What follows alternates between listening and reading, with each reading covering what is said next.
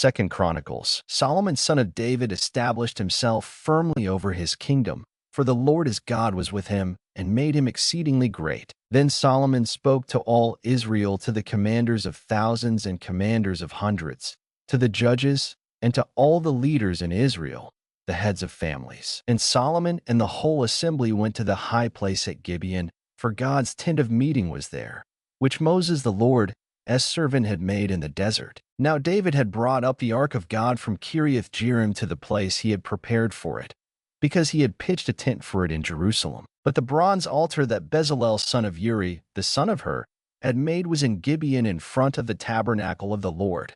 So Solomon and the assembly inquired of him there. Solomon went up to the bronze altar before the Lord in the tent of meeting and offered 1,000 burnt offerings on it. That night God appeared to Solomon and said to him, "Ask for whatever you want me to give you." Solomon answered God, "You have shown great kindness to David my father and have made me king in his place. Now, Lord God, let your promise to my father David be confirmed.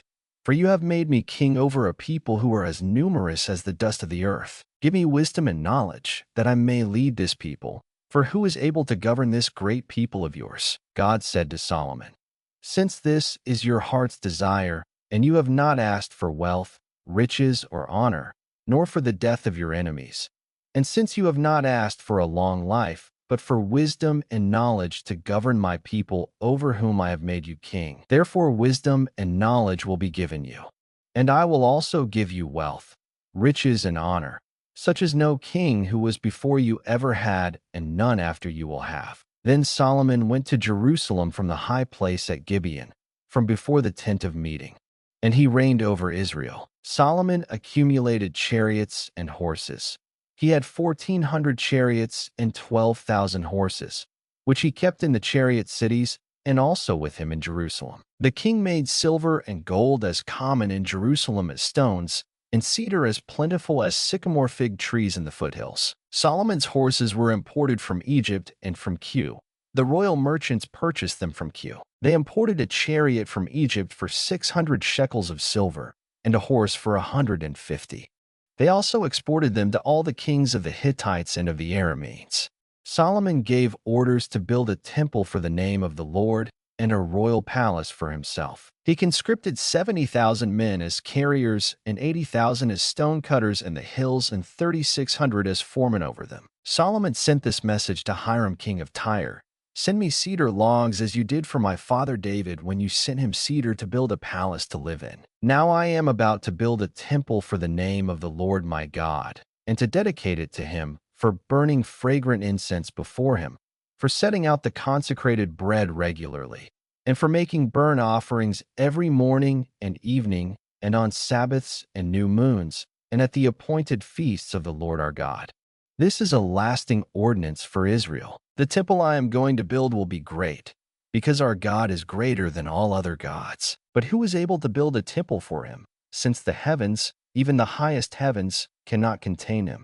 Who then am I to build a temple for him, except as a place to burn sacrifices before him? Send me, therefore, a man skilled to work in gold and silver, bronze and iron, and in purple, crimson, and blue yarn, and experienced in the art of engraving, to work in Judah and Jerusalem with my skilled craftsmen, whom my father David provided. Send me also cedar, pine, and algum logs from Lebanon, for I know that your men are skilled in cutting timber there.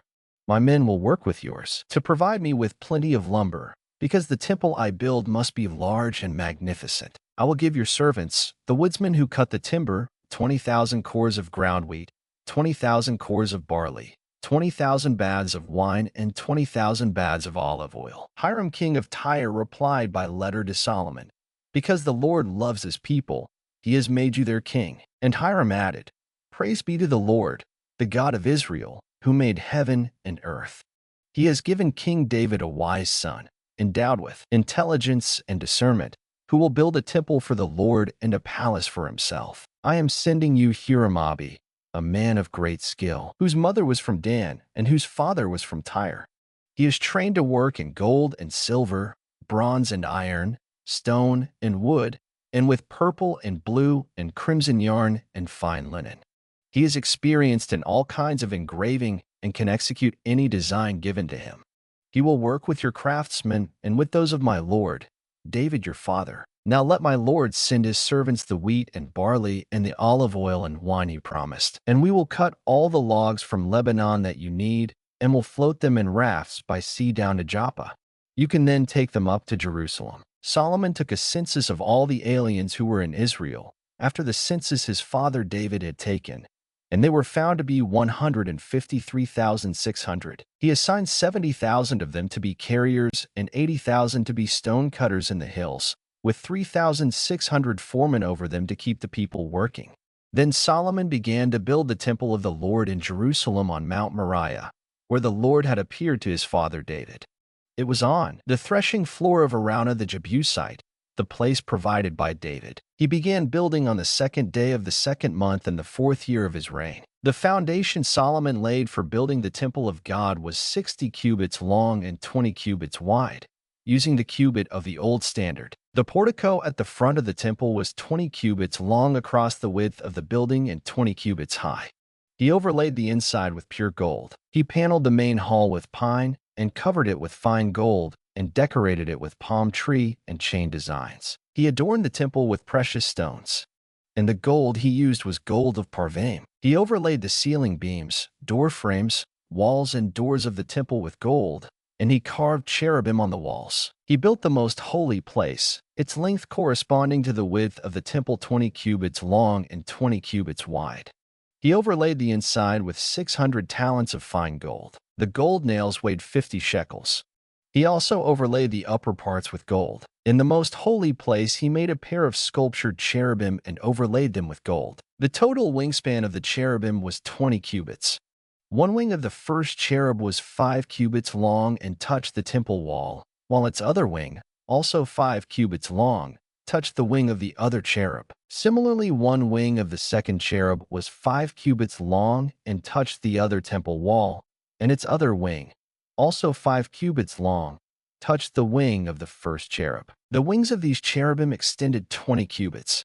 They stood on their feet, facing the main hall. He made the curtain of blue, purple, and crimson yarn and fine linen, with cherubim worked into it. In the front of the temple he made 2 pillars, which together were 35 cubits long, each with a capital on top measuring 5 cubits. He made interwoven chains and put them on top of the pillars. He also made 100 pomegranates and attached them to the chains. He erected the pillars in the front of the temple, one to the south and one to the north. The one to the south he named Jachin, and the one to the north Boaz. He made a bronze altar 20 cubits long, 20 cubits wide, and 10 cubits high. He made the sea of cast metal, circular in shape, measuring 10 cubits from rim to rim and 5 cubits high. It took a line of 30 cubits to measure around it. Below the rim, figures of bulls encircled it 10 to a cubit. The bulls were cast in 2 rows in one piece with the sea. The sea stood on 12 bulls, 3 facing north, 3 facing west, 3 facing south, and 3 facing east. The sea rested on top of them, and their hindquarters were toward the center. It was a handbreadth in thickness, and its rim was like the rim of a cup, like a lily blossom. It held 3,000 baths. He then made 10 basins for washing and placed 5 on the south side and 5 on the north.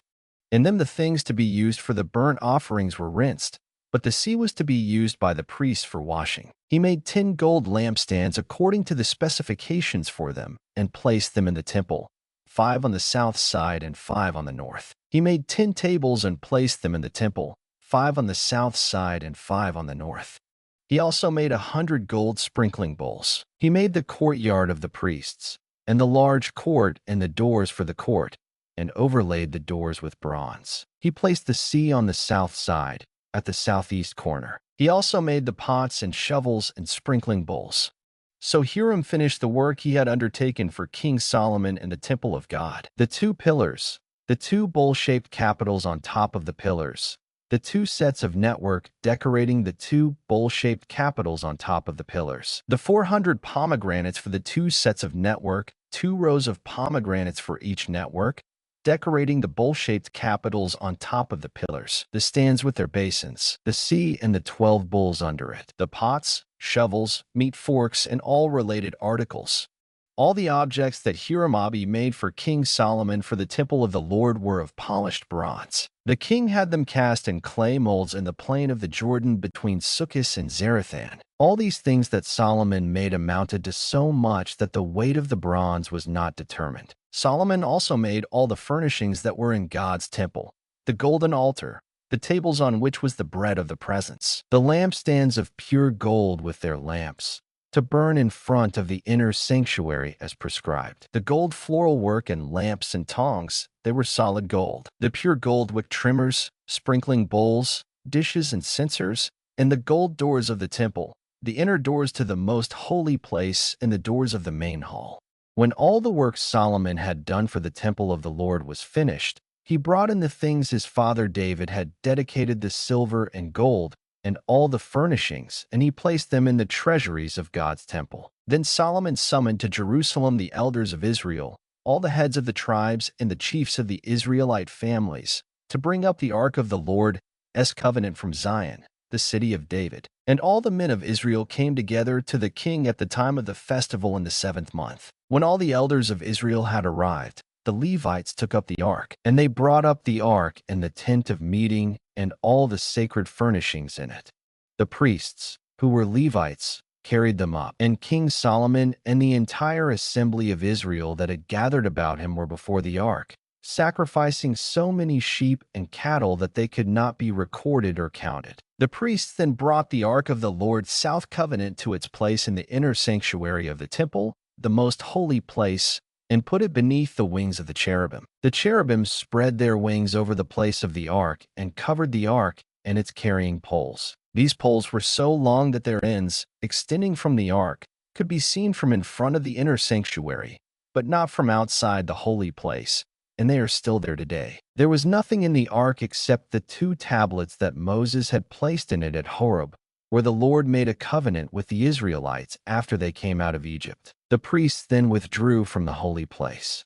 All the priests who were there had consecrated themselves, regardless of their divisions. All the Levites who were musicians, Asaph, Heman, Jeduthun, and their sons and relatives stood on the east side of the altar, dressed in fine linen and playing cymbals, harps, and lyres. They were accompanied by 120 priests sounding trumpets. The trumpeters and singers joined in unison, as with one voice, to give praise and thanks to the Lord. Accompanied by trumpets, cymbals, and other instruments, they raised their voices in praise to the Lord and sang, "He is good, his love endures forever."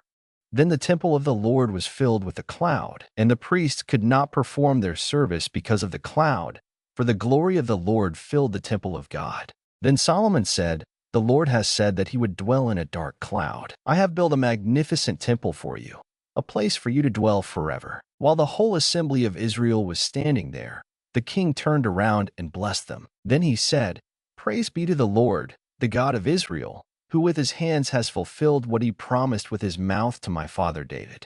For he said, 'Since the day I brought my people out of Egypt, I have not chosen a city in any tribe of Israel to have a temple built for my name to be there, nor have I chosen anyone to be the leader over my people Israel. But now I have chosen Jerusalem for my name to be there, and I have chosen David to rule my people Israel.' My father David had it in his heart to build a temple for the name of the Lord, the God of Israel. But the Lord said to my father David, 'Because it was in your heart to build a temple for my name, you did well to have this in your heart. Nevertheless, you are not the one to build the temple, but your son, who is your own flesh and blood. He is the one who will build the temple for my name.' The Lord has kept the promise he made. I have succeeded David my father, and now I sit on the throne of Israel, just as the Lord promised, and I have built the temple for the name of the Lord, the God of Israel. There I have placed the ark, in which is the covenant of the Lord that he made with the people of Israel." Then Solomon stood before the altar of the Lord in front of the whole assembly of Israel and spread out his hands. Now he had made a bronze platform, 5 cubits long, 5 cubits wide, and 3 cubits high, and had placed it in the center of the outer court. He stood on the platform and then knelt down before the whole assembly of Israel and spread out his hands toward heaven. He said, "O Lord, God of Israel, there is no God like you in heaven or on earth, you who keep your covenant of love with your servants who continue wholeheartedly in your way. You have kept your promise to your servant David my father. With your mouth you have promised, and with your hand you have fulfilled it as it is today. Now, Lord, God of Israel, keep for your servant David my father the promises you made to him when you said, 'You shall never fail to have a man to sit before me on the throne of Israel. If only your sons are careful in all they do to walk before me according to my law, as you have done. And now, O Lord, God of Israel, let your word that you promised your servant David come true. But will God really dwell on earth with men? The heavens, even the highest heavens, cannot contain you. How much less this temple I have built? Yet give attention to your servant's prayer and his plea for mercy, O Lord my God. Hear the cry and the prayer that your servant is praying in your presence. May your eyes be open toward this temple day and night, this place of which you said you would put your name there. May you hear the prayer your servant prays toward this place. Hear the supplications of your servant and of your people Israel when they pray toward this place. Hear from heaven, your dwelling place, and when you hear, forgive. When a man wrongs his neighbor and is required to take an oath, and he comes and swears the oath before your altar in this temple, then hear from heaven and act. Judge between your servants, repaying the guilty by bringing down on his own head what he has done.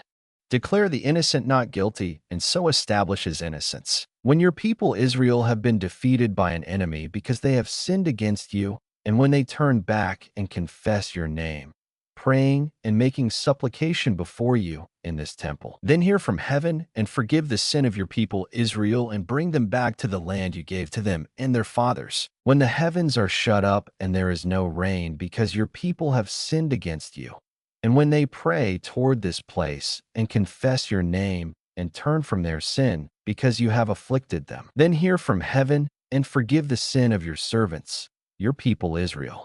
Teach them the right way to live, and send rain on the land you gave your people for an inheritance. When famine or plague comes to the land, or blight or mildew, locusts or grasshoppers, or when enemies besiege them in any of their cities, whatever disaster or disease may come, and when a prayer or plea is made by any of your people Israel, each one aware of his afflictions and pains, and spreading out his hands toward this temple, then hear from heaven, your dwelling place.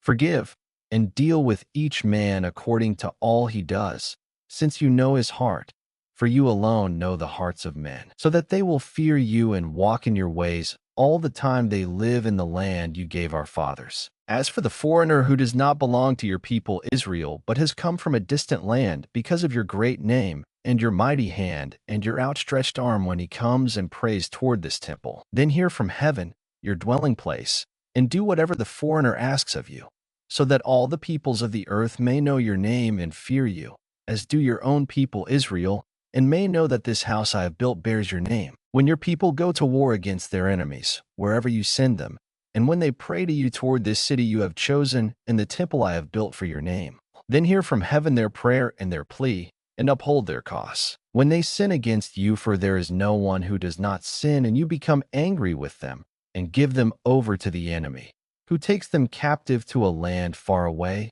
or near. And if they have a change of heart in the land where they are held captive, and repent and plead with you in the land of their captivity and say, "We have sinned, we have done wrong and acted wickedly," and if they turn back to you with all their heart and soul in the land of their captivity where they were taken, and pray toward the land you gave their fathers, toward the city you have chosen, and toward the temple I have built for your name, then from heaven, your dwelling place, hear their prayer and their pleas, and uphold their cause, and forgive your people who have sinned against you. Now, my God, may your eyes be open and your ears attentive to the prayers offered in this place. Now arise, O Lord God, and come to your resting place, you and the ark of your might.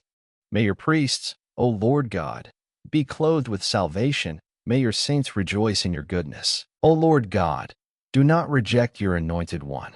Remember the great love promised to David your servant. When Solomon finished praying, fire came down from heaven and consumed the burnt offering and the sacrifices, and the glory of the Lord filled the temple. The priests could not enter the temple of the Lord because the glory of the Lord filled it. When all the Israelites saw the fire coming down and the glory of the Lord above the temple, they knelt on the pavement with their faces to the ground, and they worshipped and gave thanks to the Lord, saying, "He is good, his love endures forever." Then the king and all the people offered sacrifices before the Lord. And King Solomon offered a sacrifice of 22,000 head of cattle and 120,000 sheep and goats. So the king and all the people dedicated the temple of God. The priests took their positions, as did the Levites with the Lord's musical instruments, which King David had made for praising the Lord, and which were used when he gave thanks, saying, "His love endures forever."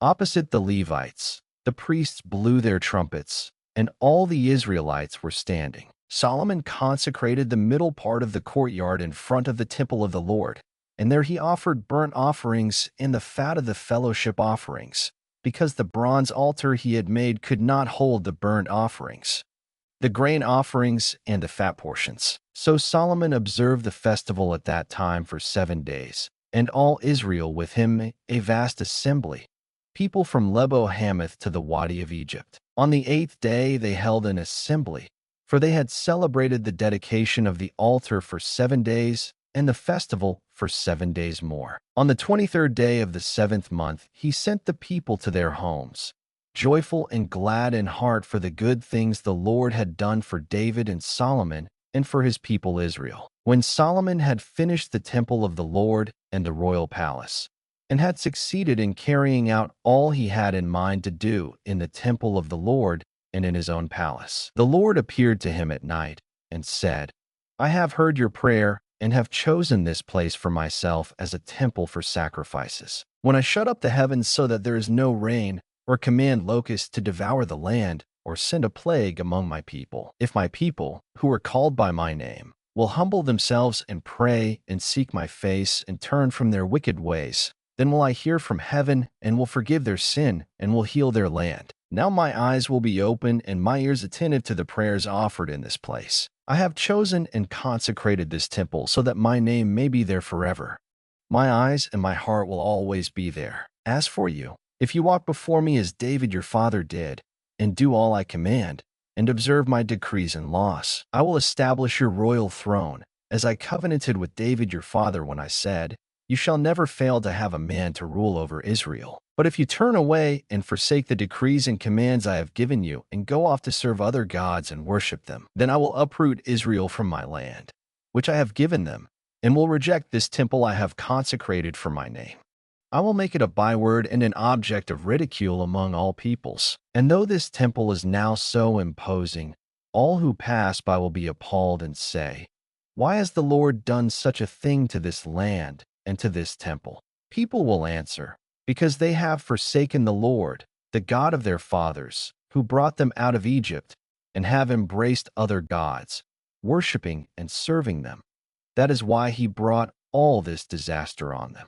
At the end of 20 years, during which Solomon built the temple of the Lord and his own palace, Solomon rebuilt the villages that Hiram had given him and settled Israelites in them. Solomon then went to Hamath-zobah and captured it. He also built up Tadmor in the desert and all the store cities he had built in Hamath. He rebuilt Upper Beth Horon and Lower Beth Horon as fortified cities, with walls and with gates and bars, as well as Baalath and all his store cities, and all the cities for his chariots and for his horses, whatever he desired to build in Jerusalem, in Lebanon, and throughout all the territory he ruled. All the people left from the Hittites, Amorites, Perizzites, Hivites, and Jebusites. These peoples were not Israelites, that is, their descendants remaining in the land, whom the Israelites had not destroyed. These Solomon conscripted for his slave labor force, as it is to this day. But Solomon did not make slaves of the Israelites for his work. They were his fighting men, commanders of his captains, and commanders of his chariots and charioteers. They were also King Solomon's chief officials, 250 officials supervising the men. Solomon brought Pharaoh's daughter up from the city of David to the palace he had built for her, for he said, "My wife must not live in the palace of David king of Israel, because the places the ark of the Lord has entered are holy." On the altar of the Lord that he had built in front of the portico, Solomon sacrificed burnt offerings to the Lord, according to the daily requirement for offerings commanded by Moses for Sabbaths, new moons, and the 3 annual feasts, the Feast of Unleavened Bread, the Feast of Weeks, and the Feast of Tabernacles. In keeping with the ordinance of his father David, he appointed the divisions of the priests for their duties, and the Levites to lead the praise and to assist the priests according to each day's requirement. He also appointed the gatekeepers by divisions for the various gates, because this was what David the man of God had ordered. They did not deviate from the king's commands to the priests or to the Levites in any matter, including that of the treasuries. All Solomon's work was carried out, from the day the foundation of the temple of the Lord was laid until its completion. So the temple of the Lord was finished. Then Solomon went to Ezion-Geber and Elath on the coast of Edom, and Hiram sent him ships commanded by his own officers, men who knew the sea. These, with Solomon's men, sailed to Ophir and brought back 450 talents of gold, which they delivered to King Solomon. When the Queen of Sheba heard of Solomon's fame, she came to Jerusalem to test him with hard questions. Arriving with a very great caravan with camels carrying spices, large quantities of gold, and precious stones, she came to Solomon and talked with him about all she had on her mind. Solomon answered all her questions. Nothing was too hard for him to explain to her. When the Queen of Sheba saw the wisdom of Solomon, as well as the palace he had built, the food on his table, the seating of his officials, the attending servants in their robes, the cupbearers in their robes, and the burnt offerings he made at the temple of the Lord, she was overwhelmed. She said to the king, "The report I heard in my own country about your achievements and your wisdom is true, but I did not believe what they said until I came and saw with my own eyes. Indeed, not even half the greatness of your wisdom was told me. You have far exceeded the report I heard. How happy your men must be! How happy your officials, who continually stand before you and hear your wisdom! Praise be to the Lord your God, who has delighted in you and placed you on his throne as king to rule for the Lord your God. Because of the love of your God for Israel and his desire to uphold them forever, he has made you king over them, to maintain justice and righteousness." Then she gave the king 120 talents of gold, large quantities of spices, and precious stones. There had never been such spices as those the Queen of Sheba gave to King Solomon. The men of Hiram and the men of Solomon brought gold from Ophir. They also brought algum wood and precious stones. The king used the algum wood to make steps for the temple of the Lord and for the royal palace, and to make harps and lyres for the musicians. Nothing like them had ever been seen in Judah. King Solomon gave the Queen of Sheba all she desired and asked for. He gave her more than she had brought to him. Then she left and returned with her retinue to her own country. The weight of the gold that Solomon received yearly was 666 talents, not including the revenues brought in by merchants and traders. Also, all the kings of Arabia and the governors of the land brought gold and silver to Solomon. King Solomon made 200 large shields of hammered gold. 600 beakers of hammered gold went into each shield. He also made 300 small shields of hammered gold, with 300 beakers of gold in each shield. The king put them in the palace of the forest of Lebanon. Then the king made a great throne inlaid with ivory and overlaid with pure gold. The throne had 6 steps, and a footstool of gold was attached to it. On both sides of the seat were armrests, with a lion standing beside each of them. 12 lions stood on the 6 steps, one at either end of each step. Nothing like it had ever been made for any other kingdom. All King Solomon's goblets were gold, and all the household articles in the palace of the forest of Lebanon were pure gold. Nothing was made of silver, because silver was considered of little value in Solomon's day. The king had a fleet of trading ships manned by Hiram's men.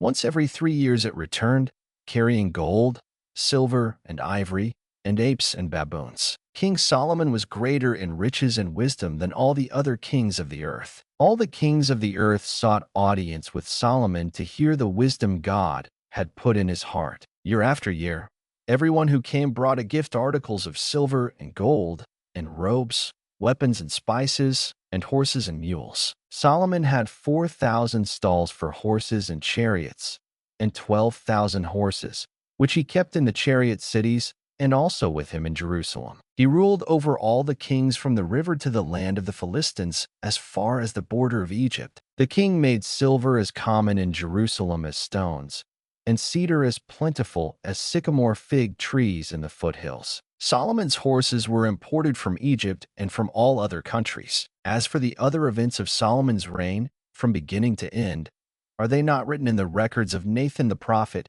in the prophecy of Ahijah the Shilonite, and in the visions of Iddo the seer concerning Jeroboam son of Nebat? Solomon reigned in Jerusalem over all Israel 40 years. Then he rested with his fathers and was buried in the city of David his father. And Rehoboam his son succeeded him as king. Rehoboam went to Shechem, for all the Israelites had gone there to make him king. When Jeroboam son of Nebat heard this, he was in Egypt, where he had fled from King Solomon. He returned from Egypt. So they sent for Jeroboam, and he and all Israel went to Rehoboam and said to him, "Your father put a heavy yoke on us, but now lighten the harsh labor and the heavy yoke he put on us, and we will serve you." Rehoboam answered, "Come back to me in 3 days." So the people went away. Then King Rehoboam consulted the elders who had served his father Solomon during his lifetime. "How would you advise me to answer these people?" he asked. They replied, "If you will be kind to these people and please them and give them a favorable answer, they will always be your servants." But Rehoboam rejected the advice the elders gave him and consulted the young men who had grown up with him and were serving him. He asked them, "What is your advice? How should we answer these people who say to me, 'Lighten the yoke your father put on us'?" The young men who had grown up with him replied, "Tell the people who have said to you, 'Your father put a heavy yoke on us, but make our yoke lighter.' Tell them, 'My little finger is thicker than my father's waist. My father laid on you a heavy yoke. I will make it even heavier. My father scourged you with whips. I will scourge you with scorpions." 3 days later, Jeroboam and all the people returned to Rehoboam, as the king had said, "Come back to me in 3 days." The king answered them harshly, rejecting the advice of the elders. He followed the advice of the young men and said, "My father made your yoke heavy. I will make it even heavier. My father scourged you with whips. I will scourge you with scorpions." So the king did not listen to the people, for this turn of events was from God, to fulfill the word the Lord had spoken to Jeroboam son of Nebat through Ahijah the Shilonite. When all Israel saw that the king refused to listen to them, they answered the king, "What share do we have in David? What part in Jesse's son? To your tents, O Israel! Look after your own house, O David."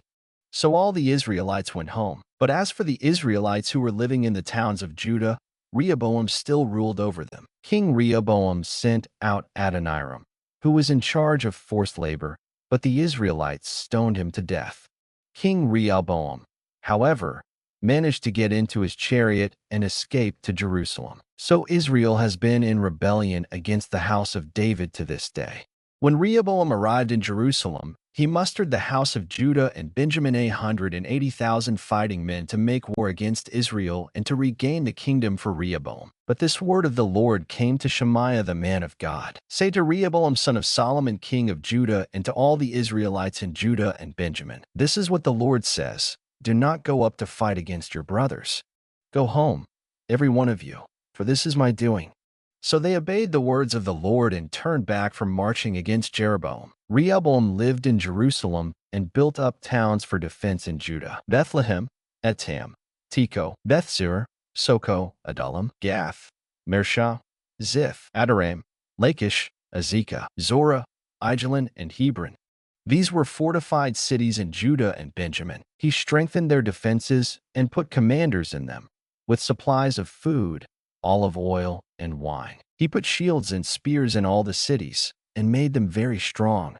So Judah and Benjamin were his. The priests and Levites from all their districts throughout Israel sided with him. The Levites even abandoned their pasture lands and property and came to Judah and Jerusalem because Jeroboam and his sons had rejected them as priests of the Lord. And he appointed his own priests for the high places and for the goat and calf idols he had made. Those from every tribe of Israel who set their hearts on seeking the Lord, the God of Israel, followed the Levites to Jerusalem to offer sacrifices to the Lord, the God of their fathers. They strengthened the kingdom of Judah and supported Rehoboam son of Solomon 3 years, walking in the ways of David and Solomon during this time. Rehoboam married Mahalath, who was the daughter of David's son Jerimoth and of Abihail, the daughter of Jesse's son Eliab. She bore him sons, Jush, Shemariah, and Zaham. Then he married Maacah, daughter of Absalom, who bore him Abijah,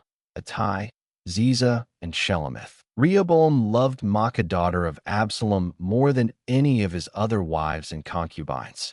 In all, he had 18 wives and 60 concubines, 28 sons and 60 daughters. Rehoboam appointed Abijah, son of Maacah, to be the chief prince among his brothers, in order to make him king. He acted wisely, dispersing some of his sons throughout the districts of Judah and Benjamin, and to all the fortified cities. He gave them abundant provisions and took many wives for them. After Rehoboam's position as king was established and he had become strong, he and all Israel with him abandoned the law of the Lord. Because they had been unfaithful to the Lord, Shishak, king of Egypt, attacked Jerusalem in the 5th year of King Rehoboam. With 1,200 chariots and 60,000 horsemen and the innumerable troops of Libyans, Sukkites, and Cushites that came with him from Egypt, he captured the fortified cities of Judah and came as far as Jerusalem. Then the prophet Shemaiah came to Rehoboam and to the leaders of Judah who had assembled in Jerusalem for fear of Shishak, and he said to them, "This is what the Lord says. You have abandoned me. Therefore, I now abandon you to Shishak." The leaders of Israel and the king humbled themselves and said, "The Lord is just." When the Lord saw that they humbled themselves, this word of the Lord came to Shemaiah: "Since they have humbled themselves, I will not destroy them, but will soon give them deliverance. My wrath will not be poured out on Jerusalem through Shishak. They will, however, become subject to him, so that they may learn the difference between serving me and serving the kings of other lands." When Shishak, king of Egypt, attacked Jerusalem, he carried off the treasures of the temple of the Lord and the treasures of the royal palace. He took everything, including the gold shields Solomon had made. So King Rehoboam made bronze shields to replace them and assigned these to the commanders of the guard on duty at the entrance to the royal palace. Whenever the king went to the Lord's temple, the guards went with him, bearing the shields, and afterward they returned them to the guardroom. Because Rehoboam humbled himself, the Lord's anger turned from him, and he was not totally destroyed. Indeed, there was some good in Judah. King Rehoboam established himself firmly in Jerusalem and continued as king. He was 41 years old when he became king, and he reigned 17 years in Jerusalem, the city the Lord had chosen out of all the tribes of Israel in which to put his name. His mother's name was Naamah. She was an Ammonite. He did evil because he had not set his heart on seeking the Lord. As for the events of Rehoboam's reign, from beginning to end, are they not written in the records of Shemaiah the prophet and of Iddo the seer that deal with genealogies? There was continual warfare between Rehoboam and Jeroboam. Rehoboam rested with his fathers and was buried in the city of David, and Abijah his son succeeded him as king. In the 18th year of the reign of Jeroboam, Abijah became king of Judah, and he reigned in Jerusalem 3 years. His mother's name was Maacah, a daughter of Uriel of Gibeah. There was war between Abijah and Jeroboam. Abijah went into battle with a force of 400,000 able fighting men, and Jeroboam drew up a battle line against him with 800,000 able troops. Abijah stood on Mount Zemaraim, in the hill country of Ephraim, and said, "Jeroboam and all Israel, listen to me. Don't you know that the Lord, the God of Israel, has given the kingship of Israel to David and his descendants forever by a covenant of salt?" Yet Jeroboam son of Nebat, an official of Solomon son of David, rebelled against his master. Some worthless scoundrels gathered around him and opposed Rehoboam son of Solomon when he was young and indecisive and not strong enough to resist them. And now you plan to resist the kingdom of the Lord, which is in the hands of David's descendants.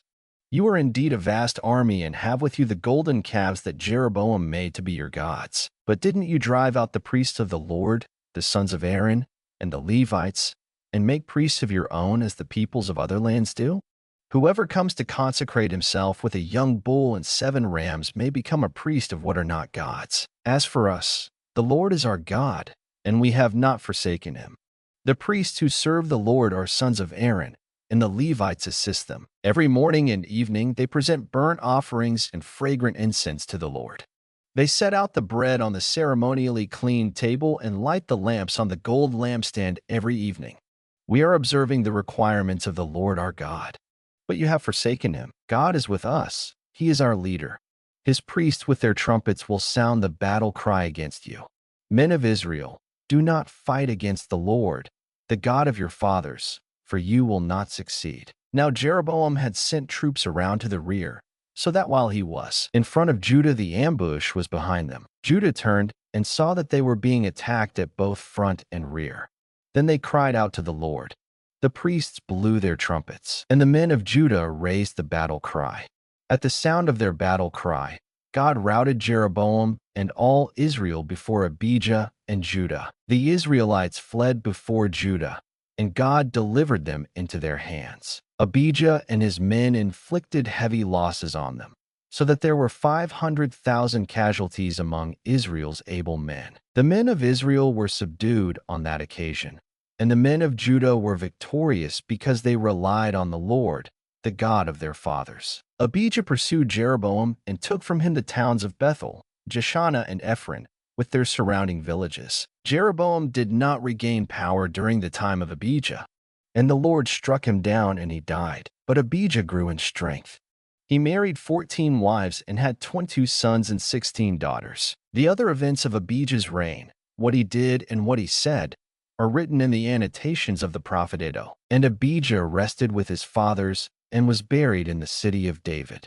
Asa his son succeeded him as king, and in his days the country was at peace for 10 years. Asa did what was good and right in the eyes of the Lord his God. He removed the foreign altars and the high places, smashed the sacred stones, and cut down the Asherah poles. He commanded Judah to seek the Lord, the God of their fathers, and to obey his laws and commands. He removed the high places and incense altars in every town in Judah, and the kingdom was at peace under him. He built up the fortified cities of Judah, since the land was at peace. No one was at war with him during those years, for the Lord gave him rest. Let us build up these towns, he said to Judah, and put walls around them, with towers, gates, and bars. The land is still ours, because we have sought the Lord our God. We sought him, and he has given us rest on every side. So they built and prospered. Asa had an army of 300,000 men from Judah, equipped with large shields and with spears, and 280,000 from Benjamin, armed with small shields and with bows. All these were brave fighting men. Zerah the Cushite marched out against them with a vast army and 300 chariots, and came as far as Mareshah. Asa went out to meet him, and they took up battle positions in the valley of Zephathah near Mareshah. Then Asa called to the Lord his God and said, Lord, there is no one like you to help the powerless against the mighty. Help us, O Lord our God, for we rely on you, and in your name we have come against this vast army. O Lord, you are our God. Do not let man prevail against you. The Lord struck down the Cushites before Asa and Judah. The Cushites fled, and Asa and his army pursued them as far as Gerar. Such a great number of Cushites fell that they could not recover. They were crushed before the Lord and his forces. The men of Judah carried off a large amount of plunder. They destroyed all the villages around Gerar, for the terror of the Lord had fallen upon them. They plundered all these villages, since there was much booty there. They also attacked the camps of the herdsmen and carried off droves of sheep and goats and camels. Then they returned to Jerusalem. The Spirit of God came upon Azariah son of Oded. He went out to meet Asa and said to him, Listen to me, Asa and all Judah and Benjamin.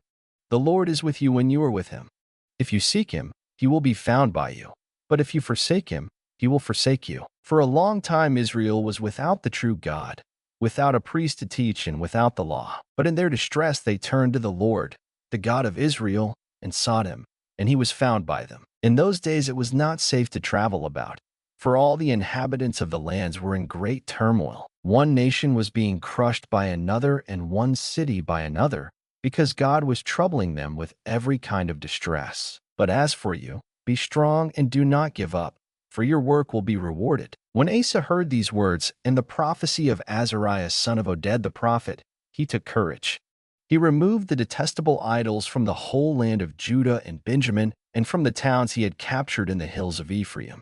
He repaired the altar of the Lord that was in front of the portico of the Lord's temple. Then he assembled all Judah and Benjamin and the people from Ephraim, Manasseh and Simeon who had settled among them, for large numbers had come over to him from Israel when they saw that the Lord his God was with him. They assembled at Jerusalem in the 3rd month of the 15th year of Asa's reign. At that time they sacrificed to the Lord 700 head of cattle and 7,000 sheep and goats from the plunder they had brought back. They entered into a covenant to seek the Lord, the God of their fathers, with all their heart and soul. All who would not seek the Lord, the God of Israel, were to be put to death, whether small or great, man or woman. They took an oath to the Lord with loud acclamation, with shouting, and with trumpets and horns. All Judah rejoiced about the oath because they had sworn it wholeheartedly. They sought God eagerly, and he was found by them. So the Lord gave them rest on every side. King Asa also deposed his grandmother Maacah from her position as queen mother because she had made a repulsive Asherah pole. Asa cut the pole down, broke it up, and burned it in the Kidron Valley. Although he did not remove the high places from Israel, Asa's heart was fully committed to the Lord all his life. He brought into the temple of God the silver and gold and the articles that he and his father had dedicated. There was no more war until the 35th year of Asa's reign. In the 36th year of Asa's reign, Baasha, king of Israel, went up against Judah and fortified Ramah to prevent anyone from leaving or entering the territory of Asa, king of Judah. Asa then took the silver and gold out of the treasuries of the Lord's temple and of his own palace and sent it to Ben-Hadad, king of Aram, who was ruling in Damascus. "Let there be a treaty between me and you," he said, "as there was between my father and your father. See, I am sending you silver and gold. Now break your treaty with Baasha, king of Israel, so he will withdraw from me." Ben-Hadad agreed with King Asa and sent the commanders of his forces against the towns of Israel. They conquered Ijon, Dan, Abel-Maim, and all the store cities of Naphtali. When Baasha heard this, he stopped building Ramah and abandoned his work. Then King Asa brought all the men of Judah, and they carried away from Ramah the stones and timber Baasha had been using. With them he built up Geba and Mizpah. At that time Hanani the seer came to Asa king of Judah and said to him, "Because you relied on the king of Aram and not on the Lord your God, the army of the king of Aram has escaped from your hand. Were not the Cushites and Libyans a mighty army with great numbers of chariots and horsemen? Yet when you relied on the Lord, he delivered them into your hand. For the eyes of the Lord range throughout the earth to strengthen those whose hearts are fully committed to him.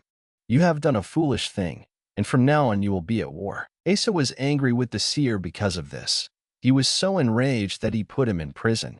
At the same time, Asa brutally oppressed some of the people. The events of Asa's reign, from beginning to end, are written in the book of the kings of Judah and Israel. In the 39th year of his reign, Asa was afflicted with a disease in his feet. Though his disease was severe, even in his illness he did not seek help from the Lord, but only from the physicians. Then in the 41st year of his reign, Asa died and rested with his fathers. They buried him in the tomb that he had cut out for himself in the city of David. They laid him on a bier covered with spices and various blended perfumes, and they made a huge fire in his honor. Jehoshaphat his son succeeded him as king and strengthened himself against Israel. He stationed troops in all the fortified cities of Judah and put garrisons in Judah and in the towns of Ephraim that his father Asa had captured. The Lord was with Jehoshaphat because in his early years he walked in the ways his father David had followed. He did not consult the Baals, but sought the God of his father and followed his commands rather than the practices of Israel. The Lord established the kingdom under his control, and all Judah brought gifts to Jehoshaphat, so that he had great wealth and honor. His heart was devoted to the ways of the Lord. Furthermore, he removed the high places and the Asherah poles from Judah. In the 3rd year of his reign, he sent his officials Ben-Hail, Obadiah, Zechariah, Nethanel, and Micaiah to teach in the towns of Judah. With them were certain Levites: Shemaiah, Nethaniah, Zebediah, Asahel, Shemiramoth, Jehonathan, Adonijah, Tobijah, and Tob, Adonijah, and the priests Elishama and Jehoram. They taught throughout Judah, taking with them the book of the law of the Lord, They went around to all the towns of Judah and taught the people. The fear of the Lord fell on all the kingdoms of the land surrounding Judah, so that they did not make war with Jehoshaphat. Some Philistines brought Jehoshaphat gifts and silver as tribute, and the Arabs brought him flocks, 7,700 rams and 7,700 goats. Jehoshaphat became more and more powerful. He built forts and store cities in Judah and had large supplies in the towns of Judah. He also kept experienced fighting men in Jerusalem. Their enrollment by families was as follows. From Judah, commanders of units of 1,000. Adnah the commander, with 300,000 fighting men. Next, Jehohanan the commander, with 280,000. Next, Amasiah son of Zichri, who volunteered himself for the service of the Lord, with 200,000. From Benjamin, Eliada, a valiant soldier, with 200,000 men armed with bows and shields. Next, Jehozabad, with 180,000 men armed for battle. These were the men who served the king, besides those he stationed in the fortified cities throughout Judah. Now Jehoshaphat had great wealth and honor, and he allied himself with Ahab by marriage. Some years later, he went down to visit Ahab in Samaria. Ahab slaughtered many sheep and cattle for him, and the people with him, and urged him to attack Ramoth-Gilead. Ahab king of Israel asked Jehoshaphat king of Judah, "Will you go with me against Ramoth-Gilead?" Jehoshaphat replied, "I am as you are, and my people as your people. We will join you in the war." But Jehoshaphat also said to the king of Israel, "First seek the counsel of the Lord." So the king of Israel brought together the prophets 400 men and asked them, "Shall we go to war against Ramoth-Gilead, or shall I refrain?" "Go," they answered, "for God will give it into the king's hand." But Jehoshaphat asked, "Is there not a prophet of the Lord here whom we can inquire of?" The king of Israel answered Jehoshaphat, "There is still one man through whom we can inquire of the Lord, but I hate him because he never prophesies anything good about me, but always bad. He is Micaiah son of Imlah." "The king should not say that," Jehoshaphat replied. So the king of Israel called one of his officials and said, "Bring Micaiah son of Imlah at once." Dressed in their royal robes, the king of Israel and Jehoshaphat king of Judah were sitting on their thrones at the threshing floor by the entrance to the gate of Samaria, with all the prophets prophesying before them. Now Zedekiah son of Kenana had made iron horns, and he declared, "This is what the Lord says. With these you will gore the Arameans until they are destroyed." All the other prophets were prophesying the same thing. "Attack Ramoth-Gilead and be victorious," they said, "for the Lord will give it into the king's hand." The messenger who had gone to summon Micaiah said to him, "Look, as one man the other prophets are predicting success for the king. Let your word agree with theirs, and speak favorably." But Micaiah said, "As surely as the Lord lives, I can tell him only what my God says." When he arrived, the king asked him, "Micaiah, shall we go to war against Ramoth-Gilead, or shall I refrain?" "Attack and be victorious," he answered, "for they will be given into your hand." The king said to him, "How many times must I make you swear to tell me nothing but the truth in the name of the Lord?" Then Micaiah answered, "I saw all Israel scattered on the hills like sheep without a shepherd, and the Lord said, 'These people have no master. Let each one go home in peace.'" The king of Israel said to Jehoshaphat, "Didn't I tell you that he never prophesies anything good about me, but only bad?" Micaiah continued, "Therefore hear the word of the Lord. I saw the Lord sitting on his throne with all the host of heaven standing on his right and on his left. And the Lord said, 'Who will entice Ahab king of Israel into attacking Ramoth-Gilead and going to his death there?' One suggested this, and another that. Finally, a spirit came forward, stood before the Lord and said, 'I will entice him.' By what means? The Lord asked. "I will go and be a lying spirit in the mouths of all his prophets," he said. "You will succeed in enticing him," said the Lord. "Go and do it." So now the Lord has put a lying spirit in the mouths of these prophets of yours. The Lord has decreed disaster for you." Then Zedekiah son of Kenana went up and slapped Micaiah in the face. "Which way did the spirit from the Lord go when he went from me to speak to you?" he asked. Micaiah replied, "You will find out on the day you go to hide in an inner room." The king of Israel then ordered, "Take Micaiah and send him back to Amon the ruler of the city, and to Joash the king's son, and say, 'This is what the king says. Put this fellow in prison and give him nothing but bread and water until I return safely." Micaiah declared, "If you ever return safely, the Lord has not spoken through me." Then he added, "Mark my words, all you people." So the king of Israel and Jehoshaphat king of Judah went up to Ramoth Gilead. The king of Israel said to Jehoshaphat, "I will enter the battle in disguise, but you wear your royal robes." So the king of Israel disguised himself and went into battle. Now the king of Aram had ordered his chariot commanders, "Do not fight with anyone, small or great, except the king of Israel." When the chariot commanders saw Jehoshaphat, they thought, "This is the king of Israel." So they turned to attack him, but Jehoshaphat cried out, and the Lord helped him. God drew them away from him. For when the chariot commanders saw that he was not the king of Israel, they stopped pursuing him. But someone drew his bow at random and hit the king of Israel between the sections of his armor. The king told the chariot driver, "Wheel around and get me out of the fighting. I've been wounded." All day long the battle raged, and the king of Israel propped himself up in his chariot facing the Arameans until evening. Then at sunset he died. When Jehoshaphat king of Judah returned safely to his palace in Jerusalem, Jehu the seer, the son of Hanani, went out to meet him and said to the king, "Should you help the wicked and love those who hate the Lord? Because of this, the wrath of the Lord is upon you. There is, however, some good in you, for you have rid the land of the Asherah poles and have set your heart on seeking God." Jehoshaphat lived in Jerusalem, and he went out again among the people from Beersheba to the hill country of Ephraim and turned them back to the Lord, the God of their fathers. He appointed judges in the land, in each of the fortified cities of Judah. He told them, "Consider carefully what you do, because you are not judging for man but for the Lord, who is with you whenever you give a verdict. Now let the fear of the Lord be upon you. Judge carefully, for with the Lord our God there is no injustice or partiality or bribery." In Jerusalem also, Jehoshaphat appointed some of the Levites, priests and heads of Israelite families to administer the law of the Lord and to settle disputes. And they lived in Jerusalem. He gave them these orders: "You must serve faithfully and wholeheartedly in the fear of the Lord. In every case that comes before you from your fellow countrymen who live in the cities, whether bloodshed or other concerns of the law, commands, decrees, or ordinances, you are to warn them not to sin against the Lord.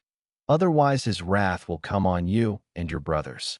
Do this, and you will not sin. Amariah the chief priest will be over you in any matter concerning the Lord, and Zebediah son of Ishmael, the leader of the tribe of Judah, will be over you in any matter concerning the king, and the Levites will serve as officials before you. Act with courage, and may the Lord be with those who do well." After this, the Moabites and Ammonites with some of the Meunites came to make war on Jehoshaphat. Some men came and told Jehoshaphat, "A vast army is coming against you from Edom, from the other side of the sea. It is already in Hazazon Tamar, that is, En Gedi." Alarmed, Jehoshaphat resolved to inquire of the Lord, and he proclaimed a fast for all Judah. The people of Judah came together to seek help from the Lord. Indeed, they came from every town in Judah to seek him. Then Jehoshaphat stood up in the assembly of Judah and Jerusalem at the temple of the Lord in the front of the new courtyard, and said, "O Lord, God of our fathers, are you not the God who is in heaven? You rule over all the kingdoms of the nations. Power and might are in your hand, and no one can withstand you. O our God, did you not drive out the inhabitants of this land before your people Israel and give it forever to the descendants of Abraham your friend? They have lived in it and have built in it a sanctuary for your name, saying, 'If calamity comes upon us, whether the sword of judgment, or plague, or famine, we will stand in your presence before this temple that bears your name and will cry out to you in our distress, and you will hear us and save us.' But now here are men from Ammon, Moab, and Mount Seir, whose territory you would not allow Israel to invade when they came from Egypt. So they turned away from them and did not destroy them. See how they are repaying us by coming to drive us out of the possession you gave us as an inheritance. O our God, will you not judge them? For we have no power to face this vast army that is attacking us. We do not know what to do, but our eyes are upon you." All the men of Judah, with their wives and children and little ones, stood there before the Lord. Then the Spirit of the Lord came upon Jahaziel son of Zechariah, the son of Benaiah, the son of Jeiel, the son of Mattaniah, a Levite and descendant of Asaph. As he stood in the assembly, he said, "Listen, King Jehoshaphat and all who live in Judah and Jerusalem. This is what the Lord says to you. Do not be afraid or discouraged because of this vast army. For the battle is not yours, but God's. Tomorrow march down against them. They will be climbing up by the pass of Ziz, and you will find them at the end of the gorge in the desert of Jeruel. You will not have to fight this battle. Take up your positions, stand firm, and see the deliverance the Lord will give you, O Judah and Jerusalem. Do not be afraid, do not be discouraged.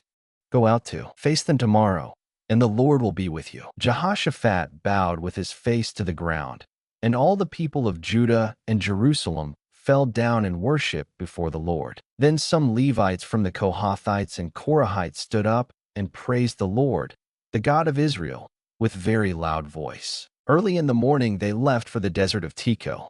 As they set out, Jehoshaphat stood and said, "Listen to me, Judah and people of Jerusalem. Have faith in the Lord your God, and you will be upheld. Have faith in his prophets, and you will be successful." After consulting the people, Jehoshaphat appointed men to sing to the Lord and to praise him for the splendor of his holiness as they went out at the head of the army, saying, "Give thanks to the Lord, for his love endures forever." As they began to sing and praise, the Lord set ambushes against the men of Ammon and Moab and Mount Seir who were invading Judah, and they were defeated. The men of Ammon and Moab rose up against the men from Mount Seir to destroy and annihilate them. After they finished slaughtering the men from Seir, they helped to destroy one another. When the men of Judah came to the place that overlooks the desert and looked toward the vast army, they saw only dead bodies lying on the ground. No one had escaped. So Jehoshaphat and his men went to carry off their plunder, and they found among them a great amount of equipment and clothing and also articles of value more than they could take away. There was so much plunder that it took 3 days to collect it. On the 4th day they assembled in the valley of Berakah, where they praised the Lord.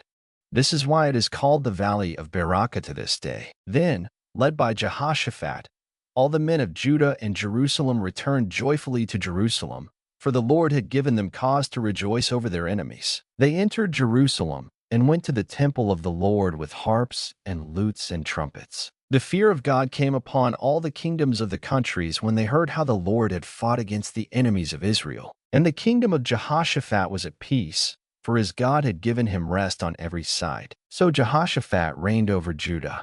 He was 35 years old when he became king of Judah, and he reigned in Jerusalem 25 years. His mother's name was Azubah, daughter of Shilhi. He walked in the ways of his father Asa and did not stray from them.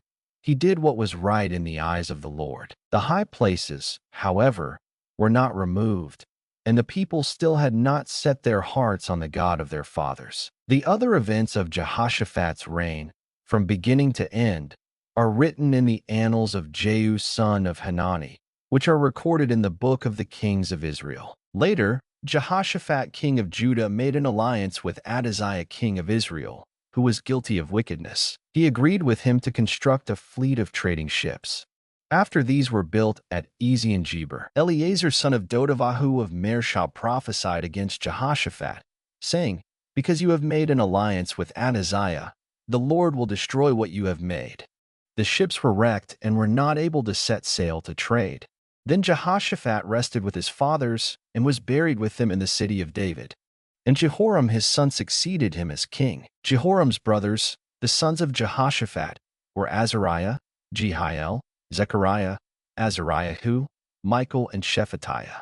All these were sons of Jehoshaphat king of Israel. Their father had given them many gifts of silver and gold and articles of value, as well as fortified cities in Judah, but he had given the kingdom to Jehoram because he was his firstborn son. When Jehoram established himself firmly over his father's kingdom, he put all his brothers to the sword along with some of the princes of Israel. Jehoram was 32 years old when he became king, and he reigned in Jerusalem 8 years. He walked in the ways of the kings of Israel, as the house of Ahab had done, for he married a daughter of Ahab. He did evil in the eyes of the Lord. Nevertheless, Because of the covenant the Lord had made with David, the Lord was not willing to destroy the house of David. He had promised to maintain a lamp for him and his descendants forever. In the time of Jehoram, Edom rebelled against Judah and set up its own king. So Jehoram went there with his officers and all his chariots.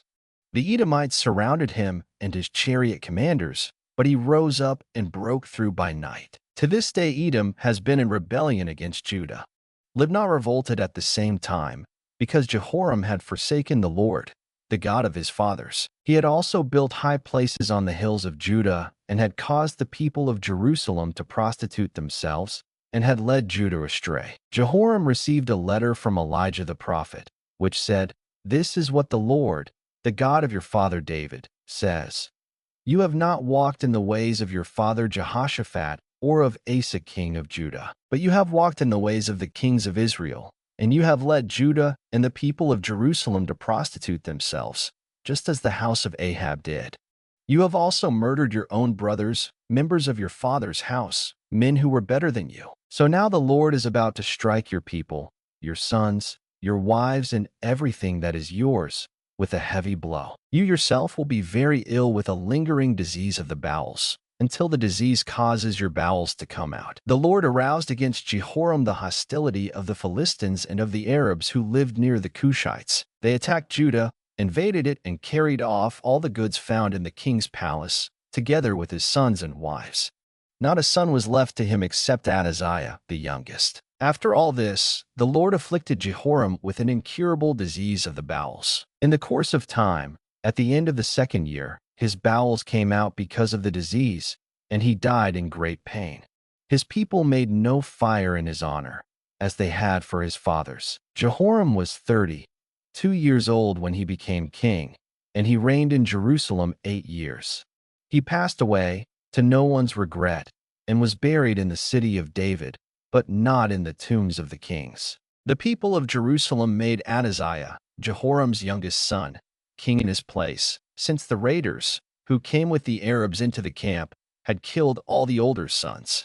So Ahaziah son of Jehoram king of Judah began to reign. Ahaziah was 22 years old when he became king, and he reigned in Jerusalem 1 year. His mother's name was Athaliah, a granddaughter of Omri. He too walked in the ways of the house of Ahab, for his mother encouraged him in doing wrong. He did evil in the eyes of the Lord, as the house of Ahab had done, for after his father's death they became his advisers, to his undoing. He also followed their counsel when he went with Joram son of Ahab king of Israel to war against Hazael king of Aram at Ramoth-Gilead.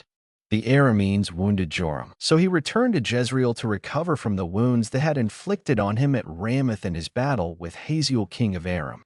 Then Ahaziah son of Jehoram king of Judah went down to Jezreel to see Joram son of Ahab because he had been wounded. Through Ahaziah's visit to Joram, God brought about Ahaziah's downfall. When Ahaziah arrived, he went out with Joram to meet Jehu son of Nimshi, whom the Lord had anointed to destroy the house of Ahab. While Jehu was executing judgment on the house of Ahab, he found the princes of Judah and the sons of Ahaziah's relatives, who had been attending Ahaziah, and he killed them. He then went in search of Ahaziah, and his men captured him while he was hiding in Samaria. He was brought to Jehu and put to death. They buried him, for they said, he was a son of Jehoshaphat, who sought the Lord with all his heart. So there was no one in the house of Ahaziah powerful enough to retain the kingdom. When Athaliah, the mother of Ahaziah, saw that her son was dead, she proceeded to destroy the whole royal family of the house of Judah. But Jehoshaphat, the daughter of King Jehoram, took Joash son of Ahaziah and stole him away from among the royal princes who were about to be murdered and put him and his nurse in a bedroom. Because Jehoshaphat, the daughter of King Jehoram and wife of the priest Jehoiada, was Ahaziah's sister, she hid the child from Athaliah, so she could not kill him. He remained hidden with them at the temple of God for 6 years while Athaliah ruled the land. In the 7th year Jehoiada showed his strength. He made a covenant with the commanders of units of 100, Azariah son of Jeraham, Ishmael son of Jehohanan, Azariah son of Obed, Messiah son of Adaiah, and Elishaphat son of Zichri. They went throughout Judah and gathered the Levites and the heads of Israelite families from all the towns. When they came to Jerusalem, the whole assembly made a covenant with the king at the temple of God. Jehoiada said to them, "The king's son shall reign, as the Lord promised concerning the descendants of David. Now this is what you are to do. A third of you priests and Levites who are going on duty on the Sabbath are to keep watch at the doors. A third of you at the royal palace, and a third at the foundation gate. And all the other men are to be in the courtyards of the temple of the Lord. No one is to enter the temple of the Lord except the priests and Levites on duty. They may enter because they are consecrated, but all the other men are to guard what the Lord has assigned to them. The Levites are to station themselves around the king, each man with his weapons in his hand. Anyone who enters the temple must be put to death. Stay close to the king wherever he goes." The Levites and all the men of Judah did just as Jehoiada the priest ordered. Each one took his men, those who were going on duty on the Sabbath, and those who were going off duty, for Jehoiada the priest had not released any of the divisions. Then he gave the commanders of units of 100 the spears and the large and small shields that had belonged to King David and that were in the temple of God. He stationed all the men, each with his weapon in his hand, around the king near the altar and the temple, from the south side to the north side of the temple. Jehoiada and his sons brought out the king's son and put the crown on him. They presented him with a copy of the covenant and proclaimed him king. They anointed him and shouted, "Long live the king!" When Athaliah heard the noise of the people running and cheering the king, she went to them at the temple of the Lord. She looked, and there was the king, standing by his pillar at the entrance. The officers and the trumpeters were beside the king, and all the people of the land were rejoicing and blowing trumpets, and singers with musical instruments were leading the praises. Then Athaliah tore her robes and shouted, "Treason! Treason!" Jehoiada the priest sent out the commanders of units of 100 who were in charge of the troops and said to them, "Bring her out between the ranks and put to the sword anyone who follows her." For the priest had said, "Do not put her to death at the temple of the Lord." So they seized her as she reached the entrance of the horse gate on the palace grounds, and there they put her to death. Jehoiada then made a covenant that he and the people and the king would be the Lord's people. All the people went to the temple of Baal and tore it down. They smashed the altars and idols and killed Mattan the priest of Baal in front of the altars. Then Jehoiada placed the oversight of the temple of the Lord in the hands of the priests, who were Levites, to whom David had made assignments in the temple to present the burnt offerings of the Lord as written in the law of Moses, with rejoicing and singing, as David had ordered. He also stationed doorkeepers at the gates of the Lord's temple, so that no one who was in any way unclean might enter. He took with him the commanders of hundreds, the nobles, the rulers of the people, and all the people of the land, and brought the king down from the temple of the Lord. They went into the palace through the upper gate and seated the king on the royal throne, and all the people of the land rejoiced. And the city was quiet, because Athaliah had been slain with the sword.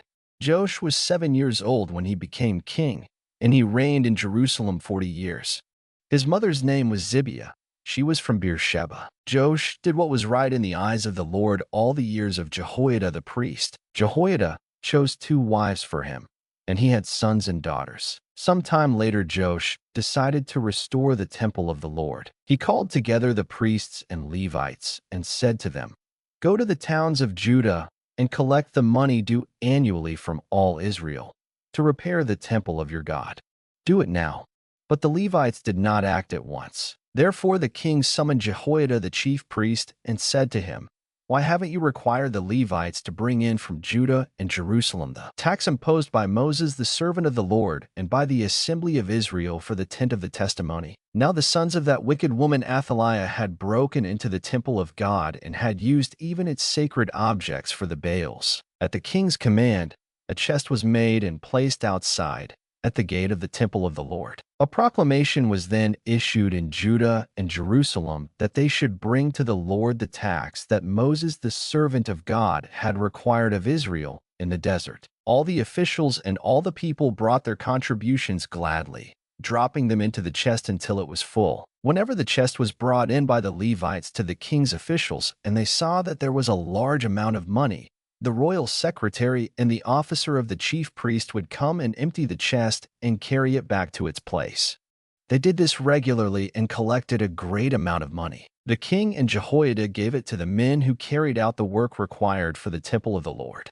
They hired masons and carpenters to restore the Lord's temple, and also workers in iron and bronze to repair the temple. The men in charge of the work were diligent, and the repairs progressed under them. They rebuilt the temple of God according to its original design and reinforced it. When they had finished, they brought the rest of the money to the king and Jehoiada, and with it were made articles for the Lord's temple, articles for the service and for the burnt offerings, and also dishes and other objects of gold and silver.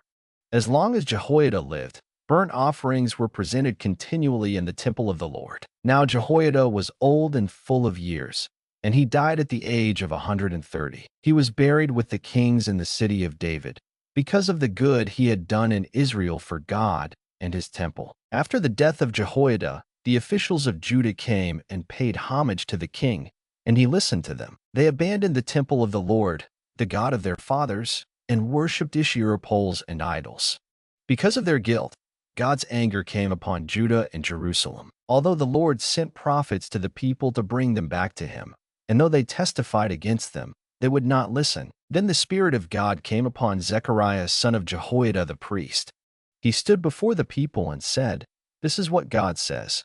Why do you disobey the Lord's commands? You will not prosper.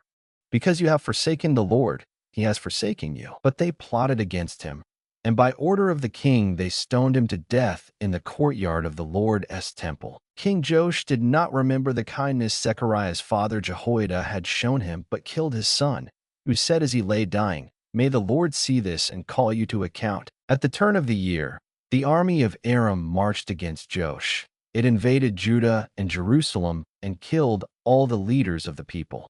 They sent all the plunder to their king in Damascus. Although the Aramean army had come with only a few men, the Lord delivered into their hands a much larger army.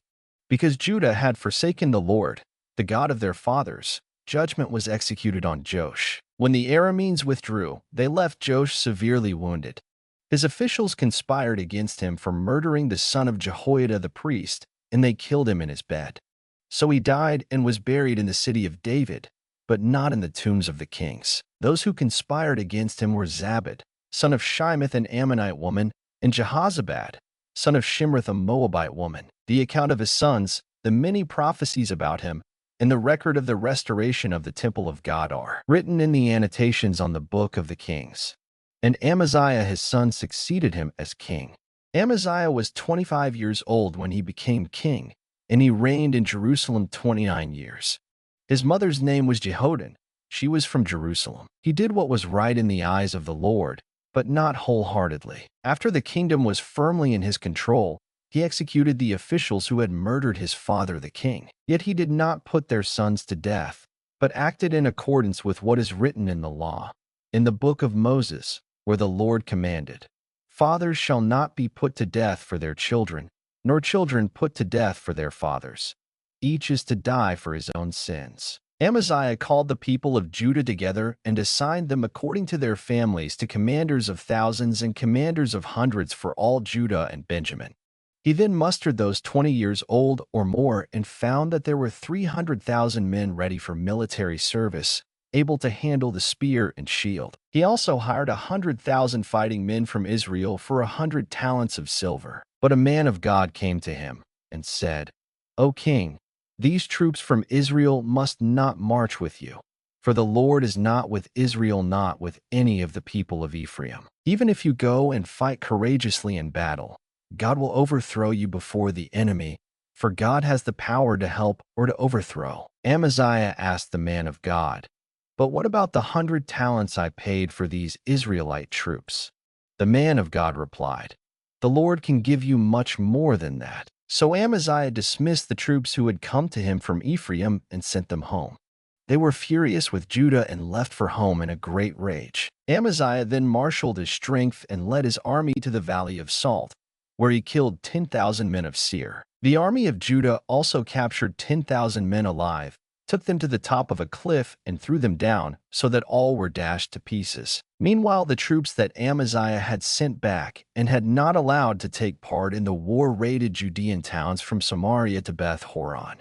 They killed 3,000 people and carried off great quantities of plunder. When Amaziah returned from slaughtering the Edomites, he brought back the gods of the people of Seir. He set them up as his own gods, bowed down to them, and burned sacrifices to them. The anger of the Lord burned against Amaziah, and he sent a prophet to him, who said, "Why do you consult this people's gods, which could not save their own people from your hand?" While he was still speaking, the king said to him, "Have we appointed you an advisor to the king? Stop. Why be struck down?" So the prophet stopped but said, "I know that God has determined to destroy you, because you have done this and have not listened to my counsel." After Amaziah king of Judah consulted his advisors, he sent this challenge to Jehoash son of Jehoahaz, the son of Jehu, king of Israel. "Come, meet me face to face." But Jehoash king of Israel replied to Amaziah king of Judah, "A thistle in Lebanon sent a message to a cedar in Lebanon. Give your daughter to my son in marriage." Then a wild beast in Lebanon came along and trampled the thistle underfoot. You say to yourself that you have defeated Edom, and now you are arrogant and proud. But stay at home. Why ask for trouble and cause your own downfall and that of Judah also? Amaziah, however, would not listen, for God so worked that he might hand them over to Jehoash, because they sought the gods of Edom. So Jehoash king of Israel attacked. He and Amaziah king of Judah faced each other at Beth Shemesh in Judah. Judah was routed by Israel, and every man fled to his home. Jehoash king of Israel captured Amaziah king of Judah, the son of Joash, the son of Ahaziah, at Beth Shemesh. Then Jehoash brought him to Jerusalem and broke down the wall of Jerusalem from the Ephraim gate to the corner gate, a section about 600 feet long. He took all the gold and silver and all the articles found in the temple of God that had been in the care of Obed-Edom, together with the palace treasures and the hostages, and returned to Samaria. Amaziah son of Joash king of Judah lived for 15 years after the death of Jehoash son of Jehoahaz king of Israel. As for the other events of Amaziah's reign, from beginning to end, are they not written in the book of the kings of Judah and Israel? From the time that Amaziah turned away from following the Lord, they conspired against him in Jerusalem, and he fled to Lachish. But they sent men after him to Lachish and killed him there. He was brought back by horse and was buried with his fathers in the city of Judah. Then all the people of Judah took Uzziah, who was 16 years old, and made him king in place of his father Amaziah. He was the one who rebuilt Elath and restored it to Judah after Amaziah rested with his fathers. Uzziah was 16 years old when he became king, and he reigned in Jerusalem 52 years. His mother's name was Jechaliah. She was from Jerusalem. He did what was right in the eyes of the Lord, just as his father Amaziah had done. He sought God during the days of Zechariah, who instructed him in the fear of God. As long as he sought the Lord, God gave him success. He went to war against the Philistines and broke down the walls of Gath, Jabneh, and Ashdod. He then rebuilt towns near Ashdod and elsewhere among the Philistines. God helped him against the Philistines and against the Arabs who lived in Girbal and against the Munites. The Ammonites brought tribute to Uzziah, and his fame spread as far as the border of Egypt, because he had become very powerful. Uzziah built towers in Jerusalem at the corner gate, at the valley gate, and at the angle of the wall, and he fortified them. He also built towers in the desert and dug many cisterns, because he had much livestock in the foothills and in the plain. He had people working his fields and vineyards in the hills and in the fertile lands, for he loved the soil. Uzziah had a well-trained army, ready to go out by divisions according to their numbers, as mustered by Jeiel the secretary and Messiah the officer under the direction of Hananiah, one of the royal officials. The total number of family leaders over the fighting men was 2,600. Under their command was an army of 307,500 men trained for war, a powerful force to support the king against his enemies. Uzziah provided shields, spears, helmets, coats of armor, bows and sling stones for the entire army. In Jerusalem, he made machines designed by skillful men for use on the towers and on the corner defenses to shoot arrows and hurl large stones. His fame spread far and wide, for he was greatly helped until he became powerful. But after Uzziah became powerful, his pride led to his downfall. He was unfaithful to the Lord his God and entered the temple of the Lord to burn incense on the altar of incense. Azariah the priest with 80 other courageous priests of the Lord followed him in. They confronted him and said, "It is not right for you, Uzziah, to burn incense to the Lord.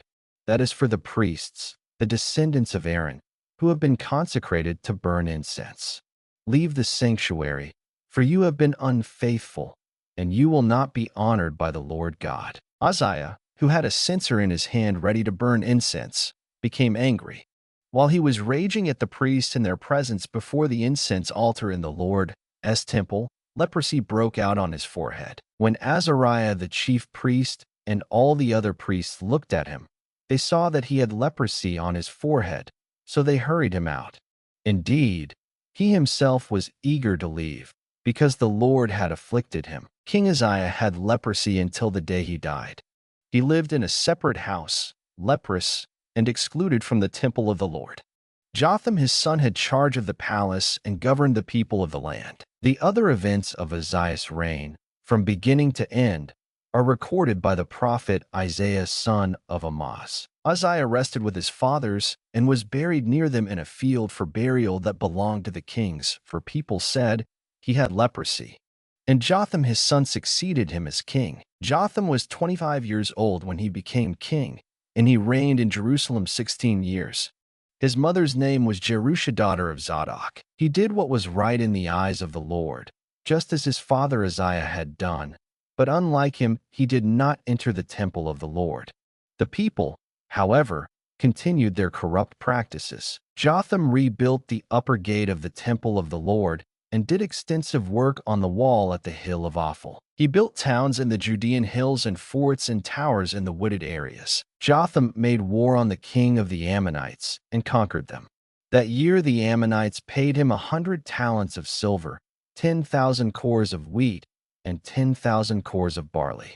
The Ammonites brought him the same amount also in the second and third years. Jotham grew powerful because he walked steadfastly before the Lord his God. The other events in Jotham's reign, including all his wars and the other things he did, are written in the book of the kings of Israel and Judah. He was 25 years old when he became king, and he reigned in Jerusalem 16 years. Jotham rested with his fathers and was buried in the city of David.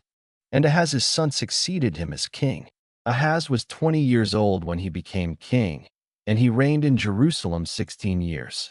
Unlike David his father, he did not do what was right in the eyes of the Lord. He walked in the ways of the kings of Israel and also made cast idols for worshiping the Baals. He burned sacrifices in the valley of Ben-Hinnom and sacrificed his sons in the fire, following the detestable ways of the nations the Lord had driven out before the Israelites. He offered sacrifices and burned incense at the high places, on the hilltops and under every spreading tree. Therefore the Lord his God handed him over to the king of Aram.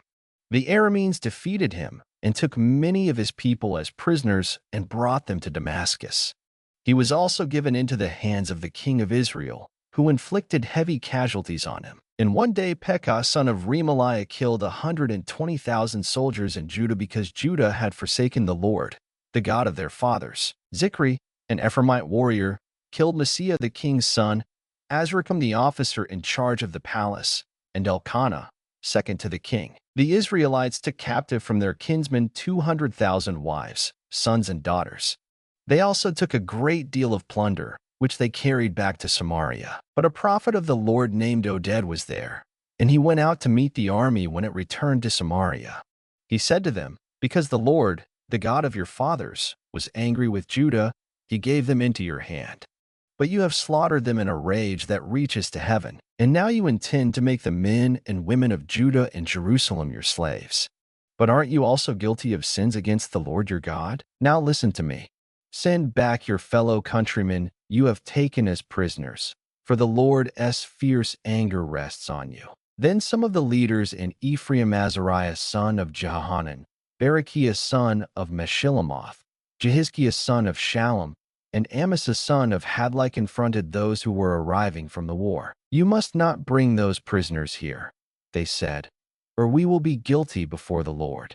Do you intend to add to our sin and guilt? for our guilt is already great, and his fierce anger rests on Israel." So the soldiers gave up the prisoners and plunder in the presence of the officials and all the assembly. The men designated by name took the prisoners, and from the plunder they clothed all who were naked. They provided them with clothes and sandals, food and drink, and healing balm. All those who were weak they put on donkeys. So they took them back to their fellow countrymen at Jericho, the city of palms, and returned to Samaria. At that time King Ahaz sent to the king of Assyria for help. The Edomites had again come and attacked Judah and carried away prisoners, while the Philistines had raided towns in the foothills and in the Negev of Judah. They captured and occupied Beth Shemesh, Aijalon, and Gederoth, as well as Soko, Timnah, and Gimzo, with their surrounding villages. The Lord had humbled Judah because of Ahaz king of Israel, for he had promoted wickedness in Judah and had been most unfaithful to the Lord. Tiglath-Pileser king of Assyria came to him, but he gave him trouble instead of help. Ahaz took some of the things from the temple of the Lord and from the royal palace and from the princes and presented them to the king of Assyria, but that did not help him. In his time of trouble, King Ahaz became even more unfaithful to the Lord. He offered sacrifices to the gods of Damascus, who had defeated him, for he thought, "Since the gods of the kings of Aram have helped them, I will sacrifice to them, so they will help me." But they were his downfall and the downfall of all Israel. Ahaz gathered together the furnishings from the temple of God and took them away. He shut the doors of the Lord's temple and set up altars at every street corner in Jerusalem. In every town in Judah he built high places to burn sacrifices to other gods and provoke the Lord, the God of his fathers, to anger. The other events of his reign and all his ways, from beginning to end, are written in the book of the kings of Judah and Israel. Ahaz rested with his fathers and was buried in the city of Jerusalem, but he was not placed in the tombs of the kings of Israel. And Hezekiah his son succeeded him as king. Hezekiah was 25 years old when he became king, and he reigned in Jerusalem 29 years. His mother's name was Abijah, daughter of Zechariah. He did what was right in the eyes of the Lord, just as his father David had done. In the first month of the first year of his reign, he opened the doors of the temple of the Lord and repaired them. He brought in the priests and the Levites, assembled them in the square on the east side, and said, "Listen to me, Levites. Consecrate yourselves now and consecrate the temple of the Lord, the God of your fathers. Remove all defilement from the sanctuary. Our fathers were unfaithful. They did evil in the eyes of the Lord our God and forsook him. They turned their faces away from the Lord's south dwelling place and turned their backs on him. They also shut the doors of the portico and put out the lamps.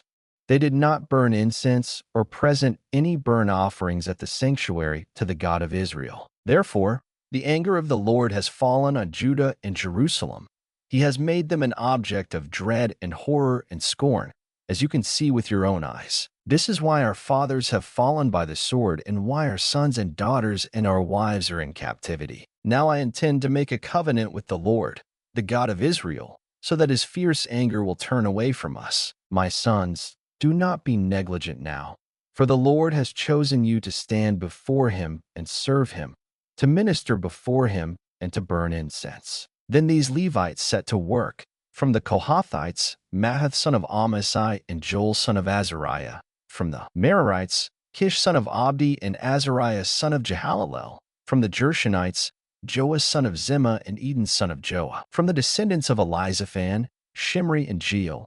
From the descendants of Asaph, Zechariah and Mattaniah. From the descendants of Heman, Jehiel and Shimi. From the descendants of Jeduthun, Shemaiah and Uzziel. When they had assembled their brothers and consecrated themselves, they went in to purify the temple of the Lord, as the king had ordered, following the word of the Lord. The priests went into the sanctuary of the Lord to purify it. They brought out to the courtyard of the Lord's temple everything unclean that they found in the temple of the Lord. The Levites took it and carried it out to the Kidron Valley. They began the consecration on the first day of the first month, and by the 8th day of the month they reached the portico of the Lord.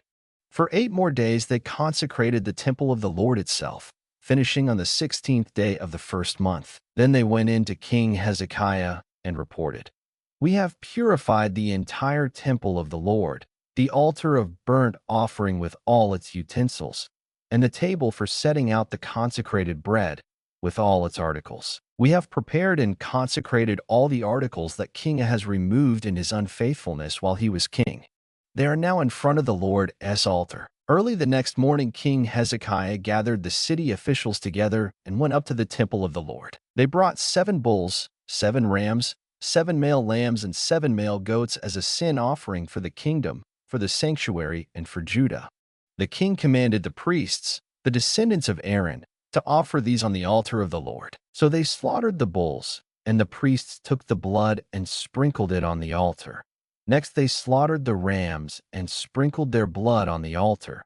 Then they slaughtered the lambs and sprinkled their blood on the altar. The goats for the sin offering were brought before the king and the assembly, and they laid their hands on them. The priests then slaughtered the goats and presented their blood on the altar for a sin offering to atone for all Israel, because the king had ordered the burnt offering and the sin offering for all Israel. He stationed the Levites in the temple of the Lord with cymbals, harps, and lyres in the way prescribed by David and Gad the king's seer and Nathan the prophet. This was commanded by the Lord through his prophets. So the Levites stood ready with David's instruments, and the priests with their trumpets. Hezekiah gave the order to sacrifice the burnt offering on the altar. As the offering began, singing to the Lord began also, accompanied by trumpets and the instruments of David, king of Israel. The whole assembly bowed in worship, while the singers sang and the trumpeters played. All this continued until the sacrifice of the burnt offering was completed. When the offerings were finished, the king and everyone present with him knelt down and worshipped. King Hezekiah and his officials ordered the Levites to praise the Lord with the words of David and of Asaph the seer.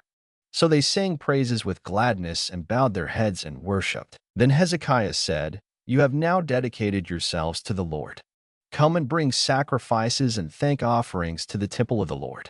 So the assembly brought sacrifices and thank offerings, and all whose hearts were willing brought burnt offerings. The number of burnt offerings the assembly brought was 70 bulls, 100 rams, and 200 male lambs, all of them for burnt offerings to the Lord. The animals consecrated as sacrifices amounted to 600 bulls and 3,000 sheep and goats. The priests, however, were too few to skin all the burnt offerings, so their kinsmen the Levites helped them until the task was finished and until other priests had been consecrated. For the Levites had been more conscientious in consecrating themselves than the priests had been. There were burnt offerings in abundance, together with the fat of the fellowship offerings and the drink offerings that accompanied the burnt offerings. So the service of the temple of the Lord was re-established. Hezekiah and all the people rejoiced at what God had brought about for his people, because it was done so quickly. Hezekiah sent word to all Israel and Judah and also wrote letters to Ephraim and Manasseh, inviting them to come to the temple of the Lord in Jerusalem and celebrate the Passover to the Lord, the God of Israel. The king and his officials and the whole assembly in Jerusalem decided to celebrate the Passover in the 2nd month. They had not been able to celebrate it at the regular time because not enough priests had consecrated themselves, and the people had not assembled in Jerusalem. The plan seemed right both to the king and to the whole assembly. They decided to send a proclamation throughout Israel, from Beersheba to Dan, calling the people to come to Jerusalem and celebrate the Passover to the Lord, the God of Israel. It had not been celebrated in large numbers according to what was written. At the king's command, couriers went throughout Israel and Judah with letters from the king and from his officials, which read, "People of Israel, return to the Lord, the God of Abraham, Isaac, and Israel, that he may return to you who are left, who have escaped from the hand of the kings of Assyria. Do not be like your fathers and brothers, who were unfaithful to the Lord, the God of their fathers, so that he made them an object of horror, as you see. Do not be stiff-necked, as your fathers were. Submit to the Lord. Come to the sanctuary, which he has consecrated forever. Serve the Lord your God, so that his fierce anger will turn away from you. If you return to the Lord, then your brothers and your children will be shown compassion by their captors and will come back to this land. For the Lord your God is gracious and compassionate. He will not turn his face from you if you return to him." The couriers went from town to town in Ephraim and Manasseh, as far as Zebulun, but the people scorned and ridiculed them. Nevertheless, some men of Asher, Manasseh, and Zebulun humbled themselves and went to Jerusalem. Also in Judah the hand of God was on the people to give them unity of mind to carry out what the king and his officials had ordered, following the word of the Lord. A very large crowd of people assembled in Jerusalem to celebrate the Feast of Unleavened Bread in the second month. They removed the altars in Jerusalem and cleared away the incense altars and threw them into the Kidron Valley. They slaughtered the Passover lamb on the 14th day of the second month. The priests and the Levites were ashamed and consecrated themselves and brought burnt offerings to the temple of the Lord. Then they took up their regular positions as prescribed in the law of Moses the man of God. The priests sprinkled the blood handed to them by the Levites. Since many in the crowd had not consecrated themselves, the Levites had to kill the Passover lambs for all those who were not ceremonially clean and could not consecrate their lambs to the Lord. Although most of the many people who came from Ephraim, Manasseh, Issachar, and Zebulun had not purified themselves, yet they ate the Passover, contrary to what was written. But Hezekiah prayed for them, saying, "May the Lord, who is good, pardon everyone who sets his heart on seeking God. The Lord, the God of his fathers, even if he is not clean according to the rules of the sanctuary."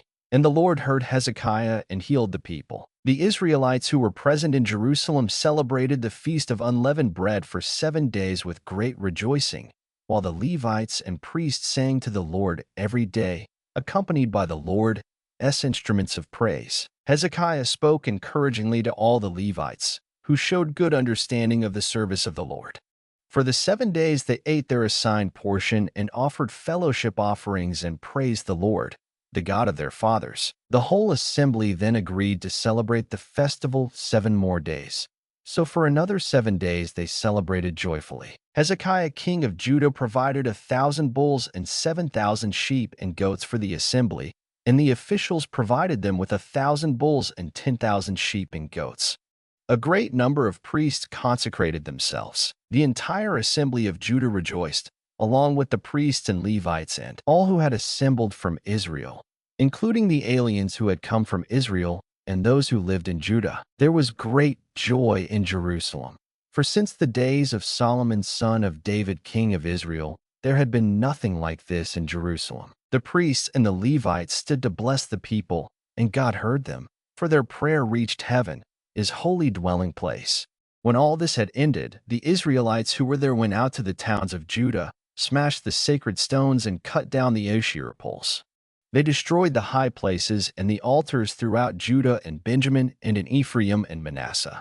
After they had destroyed all of them, the Israelites returned to their own towns and to their own property. Hezekiah assigned the priests and Levites to divisions, each of them according to their duties as priests or Levites, to offer burnt offerings and fellowship offerings, to minister, to give thanks, and to sing praises at the gates of the Lord's dwelling. The king contributed from his own possessions for the morning and evening burnt offerings, and for the burnt offerings on the Sabbaths, new moons, and appointed feasts, as written in the law of the Lord. He ordered the people living in Jerusalem to give the portion due the priests and Levites so they could devote themselves to the law of the Lord. As soon as the order went out, the Israelites generously gave the first fruits of their grain, new wine, oil, and honey, and all that the fields produced.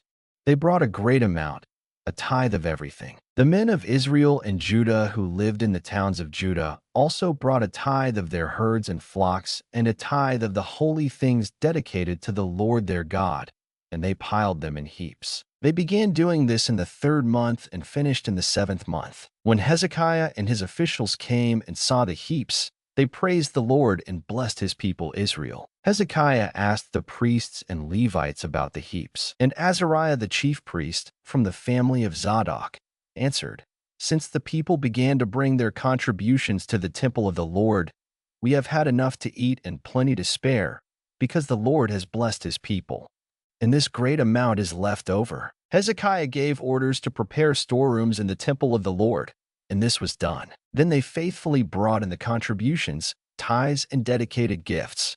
Conaniah, a Levite, was in charge of these things, and his brother Shimei was next in rank. Jehiel, Azaziah, Naphath, Asahel, Jerimoth, Jozabad, Eliel, Ismachiah, Mahath, and Benaiah were supervisors under Conaniah and Shimei his brother, by appointment of King Hezekiah, and Azariah the official in charge of the temple of God. Korah son of Imnah the Levite, keeper of the east gate, was in charge of the freewill offerings given to God, distributing the contributions made to the Lord and also the consecrated gifts. Eden, Miniamin, Jeshua, Shemaiah, Amariah, and Shechaniah assisted him faithfully in the towns of the priests, distributing to their fellow priests according to their divisions, old and young alike. In addition, they distributed to the males 3 years old or more whose names were in the genealogical records all who would enter the temple of the Lord to perform the daily duties of their various tasks, according to their responsibilities and their divisions. And they distributed to the priests enrolled by their families in the genealogical records, and likewise to the Levites 20 years old or more,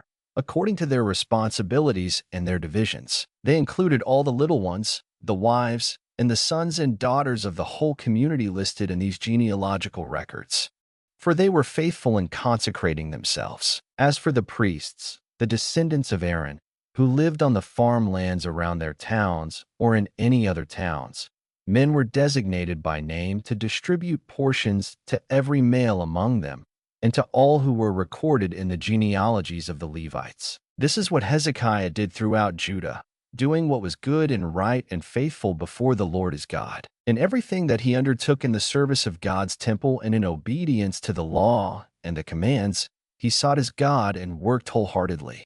And so he prospered. After all that Hezekiah had so faithfully done, Sennacherib king of Assyria came and invaded Judah. He laid siege to the fortified cities, thinking to conquer them for himself. When Hezekiah saw that Sennacherib had come and that he intended to make war on Jerusalem, he consulted with his officials and military staff about blocking off the water from the springs outside the city, and they helped him. A large force of men assembled, and they blocked all the springs and the stream that flowed through the land. Why should the kings of Assyria come and find plenty of water? They said. Then he worked hard repairing all the broken sections of the wall and building towers on it. He built another wall outside that one and reinforced the supporting terraces of the city of David. He also made large numbers of weapons and shields. He appointed military officers over the people and assembled them before him in the square at the city gate, and encouraged them with these words: "Be strong and courageous. Do not be afraid or discouraged because of the king of Assyria and the vast army with him, for there is a greater power with us than with him. With him is only the arm of flesh, but with us is the Lord our God to help us and to fight our battles."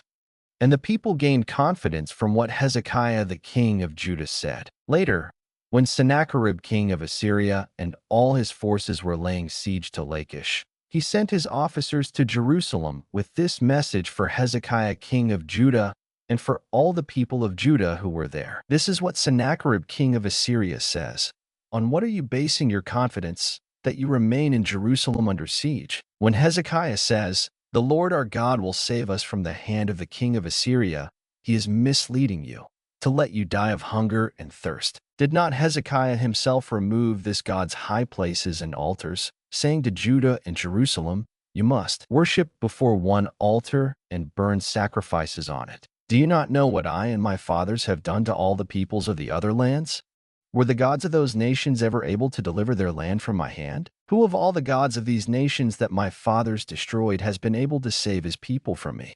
How then can your God deliver you from my hand? Now do not let Hezekiah deceive you and mislead you like this. Do not believe him, for no God of any nation or kingdom has been able to deliver his people from my hand or the hand of my fathers. How much less will your God deliver you from my hand?" Sennacherib's officers spoke further against the Lord God and against his servant Hezekiah. The king also wrote letters insulting the Lord, the God of Israel, and saying this against him: "Just as the gods of the peoples of the other lands did not rescue their people from my hand, so the God of Hezekiah will not rescue his people from my hand." Then they called out in Hebrew to the people of Jerusalem who were on the wall, to terrify them and make them afraid in order to capture the city. They spoke about the God of Jerusalem as they did about the gods of the other peoples of the world, the work of men's hands. King Hezekiah And the prophet Isaiah son of Amoz cried out in prayer to heaven about this. And the Lord sent an angel, who annihilated all the fighting men and the leaders and officers in the camp of the Assyrian king. So he withdrew to his own land in disgrace. And when he went into the temple of his God, some of his sons cut him down with the sword. So the Lord saved Hezekiah and the people of Jerusalem from the hand of Sennacherib king of Assyria and from the hand of all others. He took care of them on every side. Many brought offerings to Jerusalem for the Lord and valuable gifts for Hezekiah king of Judah. From then on he was highly regarded by all the nations. In those days Hezekiah became ill and was at the point of death. He prayed to the Lord, who answered him and gave him a miraculous sign. But Hezekiah's heart was proud, and he did not respond to the kindness shown him.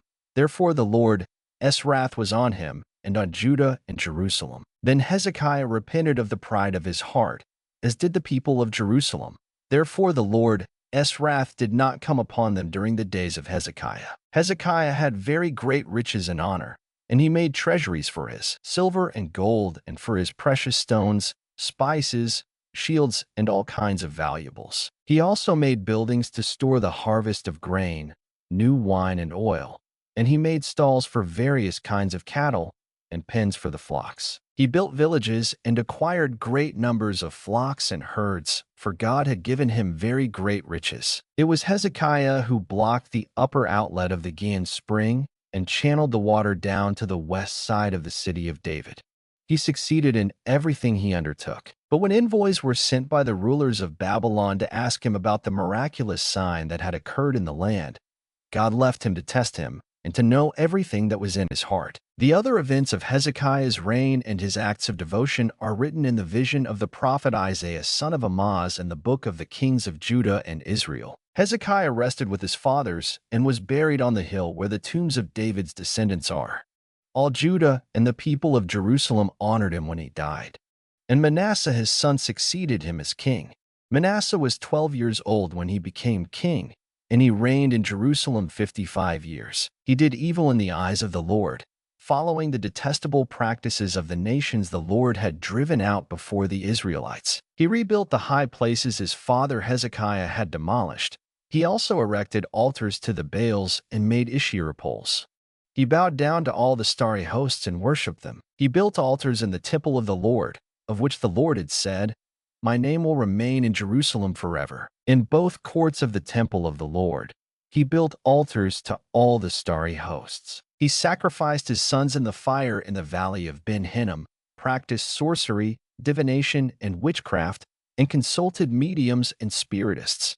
He did much evil in the eyes of the Lord, provoking him to anger. He took the carved image he had made and put it in God's temple, of which God had said to David and to his son Solomon, "In this temple and in Jerusalem, which I have chosen out of all the tribes of Israel, I will put my name forever. I will not again make the feet of the Israelites leave the land I assigned to your forefathers, if only they will be careful to do everything I commanded them concerning all the laws, decrees, and ordinances given through Moses." But Manasseh led Judah and the people of Jerusalem astray, so that they did more evil than the nations the Lord had destroyed before the Israelites. The Lord spoke to Manasseh and his people, but they paid no attention. So the Lord brought against them the army commanders of the king of Assyria, who took Manasseh prisoner, put a hook in his nose, bound him with bronze shackles, and took him to Babylon. In his distress, he sought the favor of the Lord his God and humbled himself greatly before the God of his fathers. And when he prayed to him, the Lord was moved by his entreaty and listened to his plea. So he brought him back to Jerusalem and to his kingdom. Then Manasseh knew that the Lord is God. Afterward he rebuilt the outer wall of the city of David, west of the Gihon spring in the valley, as far as the entrance of the fish gate, and encircling the hill of Ophel. He also made it much higher.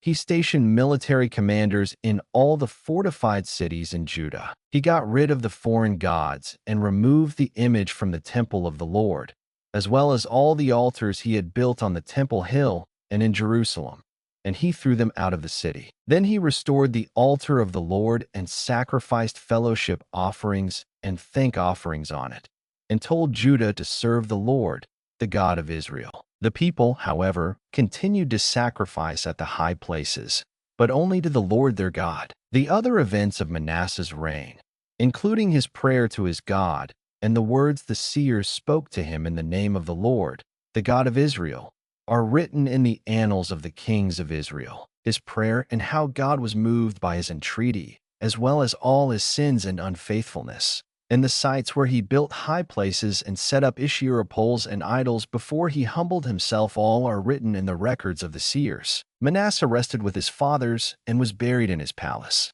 And Amon his son succeeded him as king. Amon was 22 years old when he became king, and he reigned in Jerusalem 2 years. He did evil in the eyes of the Lord, as his father Manasseh had done.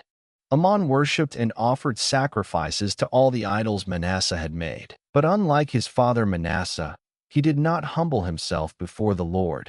Amon increased his guilt. Amon's officials conspired against him and assassinated him in his palace. Then the people of the land killed all who had plotted against King Amon, and they made Josiah his son king in his place. Josiah was 8 years old when he became king, and he reigned in Jerusalem 31 years. He did what was right in the eyes of the Lord, and walked in the ways of his father David, not turning aside to the right or to the left. In the 8th year of his reign, while he was still young, he began to seek the God of his father David.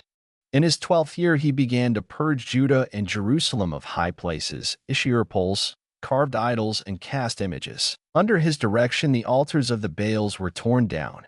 He cut to pieces the incense altars that were above them, and smashed the Asherah poles, the idols, and the images.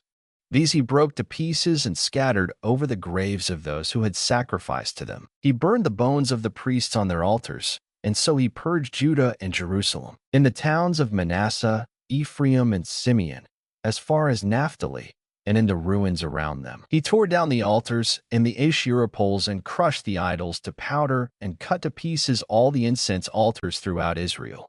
Then he went back to Jerusalem. In the 18th year of Josiah's reign, to purify the land and the temple, he sent Shaphan son of Azaliah and Messiah the ruler of the city, with Joah son of Joahaz, the recorder, to repair the temple of the Lord his God. They went to Hilkiah the high priest and gave him the money that had been brought into the temple of God, which the Levites who were the doorkeepers had collected from the people of Manasseh, Ephraim, and the entire remnant of Israel, and from all the people of Judah and Benjamin and the inhabitants of Jerusalem. Then they entrusted it to the men appointed to supervise the work on the Lord's temple.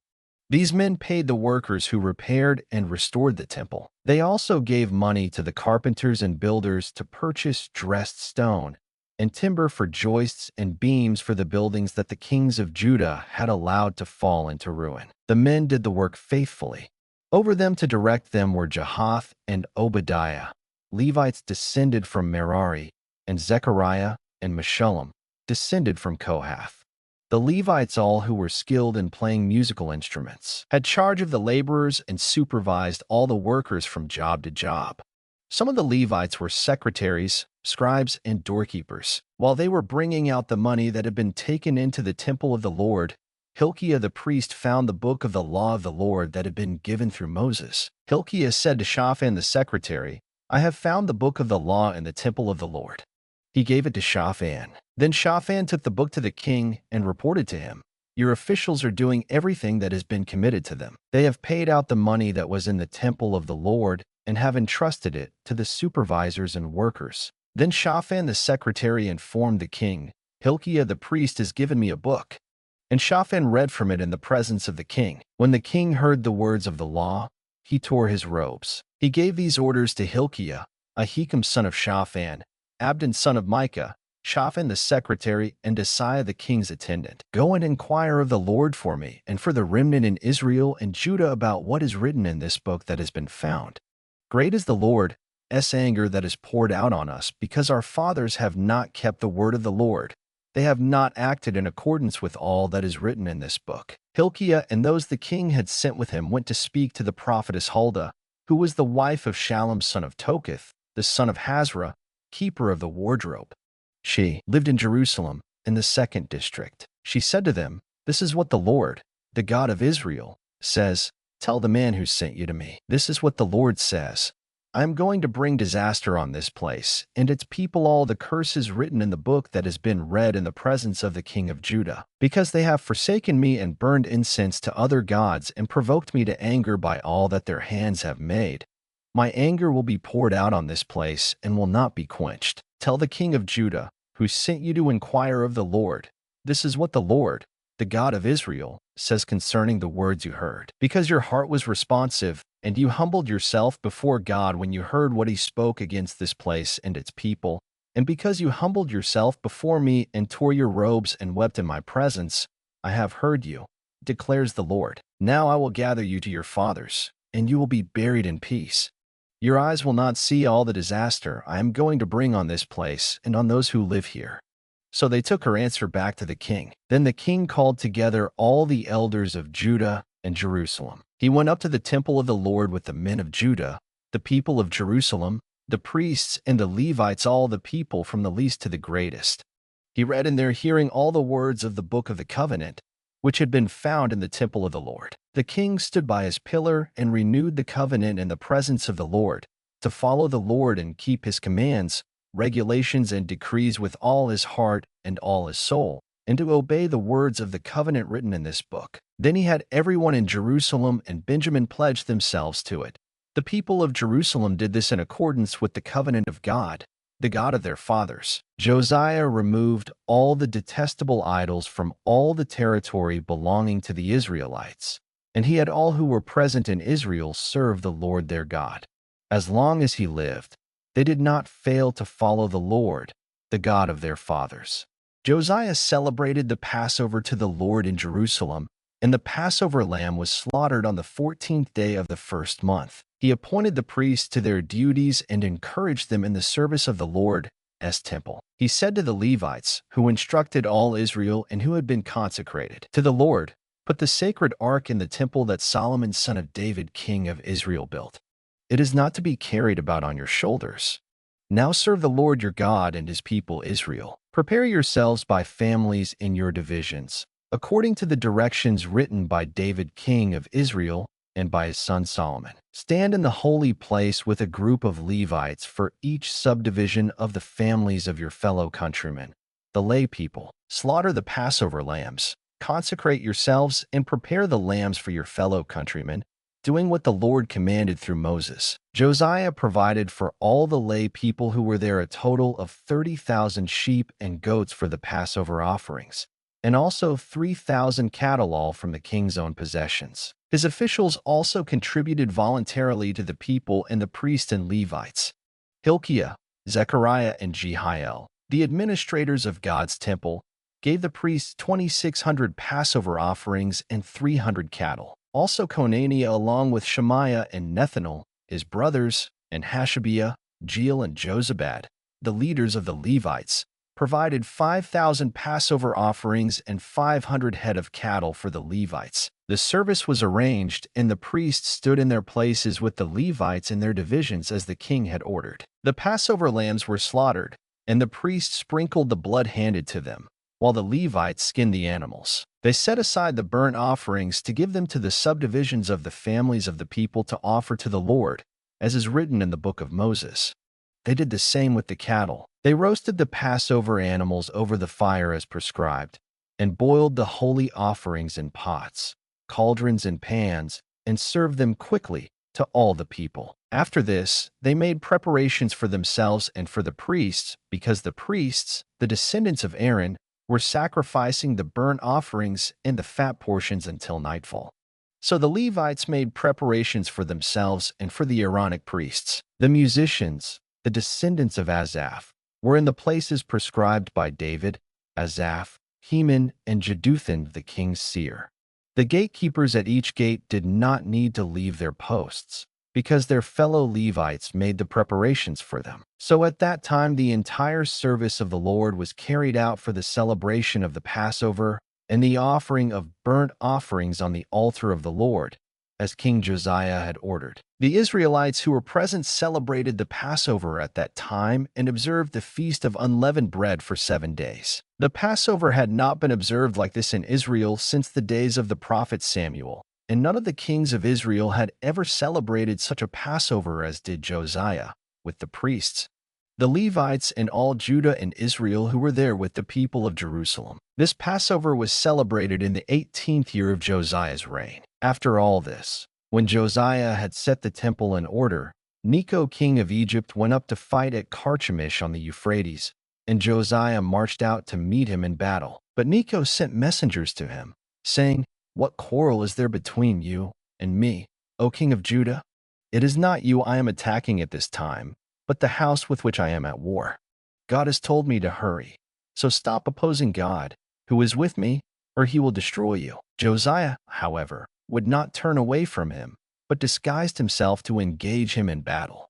He would not listen to what Necho had said at God's command, but went to fight him on the plain of Megiddo. Archers shot King Josiah, and he told his officers, "Take me away, I am badly wounded." So they took him out of his chariot, put him in the other chariot he hadn't, brought him to Jerusalem, where he died. He was buried in the tombs of his fathers, and all Judah and Jerusalem mourned for him. Jeremiah composed laments for Josiah, and to this day all the men and women singers commemorate Josiah in the laments. These became a tradition in Israel and are written in the laments. The other events of Josiah's reign and his acts of devotion, according to what is written in the law of the Lord. All the events, from beginning to end, are written in the book of the kings of Israel and Judah. And the people of the land took Jehoahaz son of Josiah and made him king in Jerusalem in place of his father. Jehoahaz was 23 years old when he became king, and he reigned in Jerusalem 3 months. The king of Egypt dethroned him in Jerusalem and imposed on Judah a levy of 100 talents of silver and a talent of gold. The king of Egypt made Eliakim, a brother of Jehoahaz, king over Judah and Jerusalem, and changed Eliakim's name to Jehoiakim. But Necho took Eliakim's brother Jehoahaz and carried him off to Egypt. Jehoiakim was 25 years old when he became king, and he reigned in Jerusalem 11 years. He did evil in the eyes of the Lord his God. Nebuchadnezzar, king of Babylon, attacked him and bound him with bronze shackles to take him to Babylon. Nebuchadnezzar also took to Babylon articles from the temple of the Lord and put them in his temple there. The other events of Jehoiakim's reign, the detestable things he did, and all that was found against him, are written in the book of the kings of Israel and Judah. And Jehoiakim his son succeeded him as king. Jehoiakim was 18 years old when he became king, and he reigned in Jerusalem 3 months and 10 days. He did evil in the eyes of the Lord. In the spring, King Nebuchadnezzar sent for him and brought him to Babylon, together with articles of value from the temple of the Lord, and he made Jehoiakim's uncle, Zedekiah, king over Judah and Jerusalem. Zedekiah was 21 years old when he became king, and he reigned in Jerusalem 11 years. He did evil in the eyes of the Lord his God, and did not humble himself before Jeremiah the prophet, who spoke the word of the Lord. He also rebelled against King Nebuchadnezzar, who had made him take an oath in God's name. He became stiff-necked and hardened his heart, and would not turn to the Lord, the God of Israel. Furthermore, all the leaders of the priests and the people became more and more unfaithful, following all the detestable practices of the nations and defiling the temple of the Lord, which he had consecrated in Jerusalem. The Lord, the God of their fathers, sent word to them through his messengers again and again, because he had pity on his people and on his dwelling place. But they mocked God's messengers, despised his words, and scoffed at his prophets until the wrath of the Lord was aroused against his people, and there was no remedy. He brought up against them the king of the Babylonians, who killed their young men with the sword in the sanctuary, and spared neither young man nor young woman, old man or aged. God handed all of them over to Nebuchadnezzar. He carried to Babylon all the articles from the temple of God, both large and small, and the treasures of the Lord's temple and the treasures of the king and his officials. They set fire to God's temple and broke down the wall of Jerusalem. They burned all the palaces and destroyed everything of value there. He carried into exile to Babylon the remnant, who escaped from the sword, and they became servants to him and his sons until the kingdom of Persia came to power. The land enjoyed its Sabbath rests. All the time of its desolation it rested, until the 70 years were completed in fulfillment of the word of the Lord spoken by Jeremiah. In the first year of Cyrus king of Persia, in order to fulfill the word of the Lord spoken by Jeremiah, the Lord moved the heart of Cyrus king of Persia to make a proclamation throughout his realm and to put it in writing. This is what Cyrus king of Persia says: "The Lord, the God of heaven, has given me all the kingdoms of the earth, and he has appointed me to build a temple for him at Jerusalem and Judah. Any one of his people among you, may the Lord his God be with him, and let him go up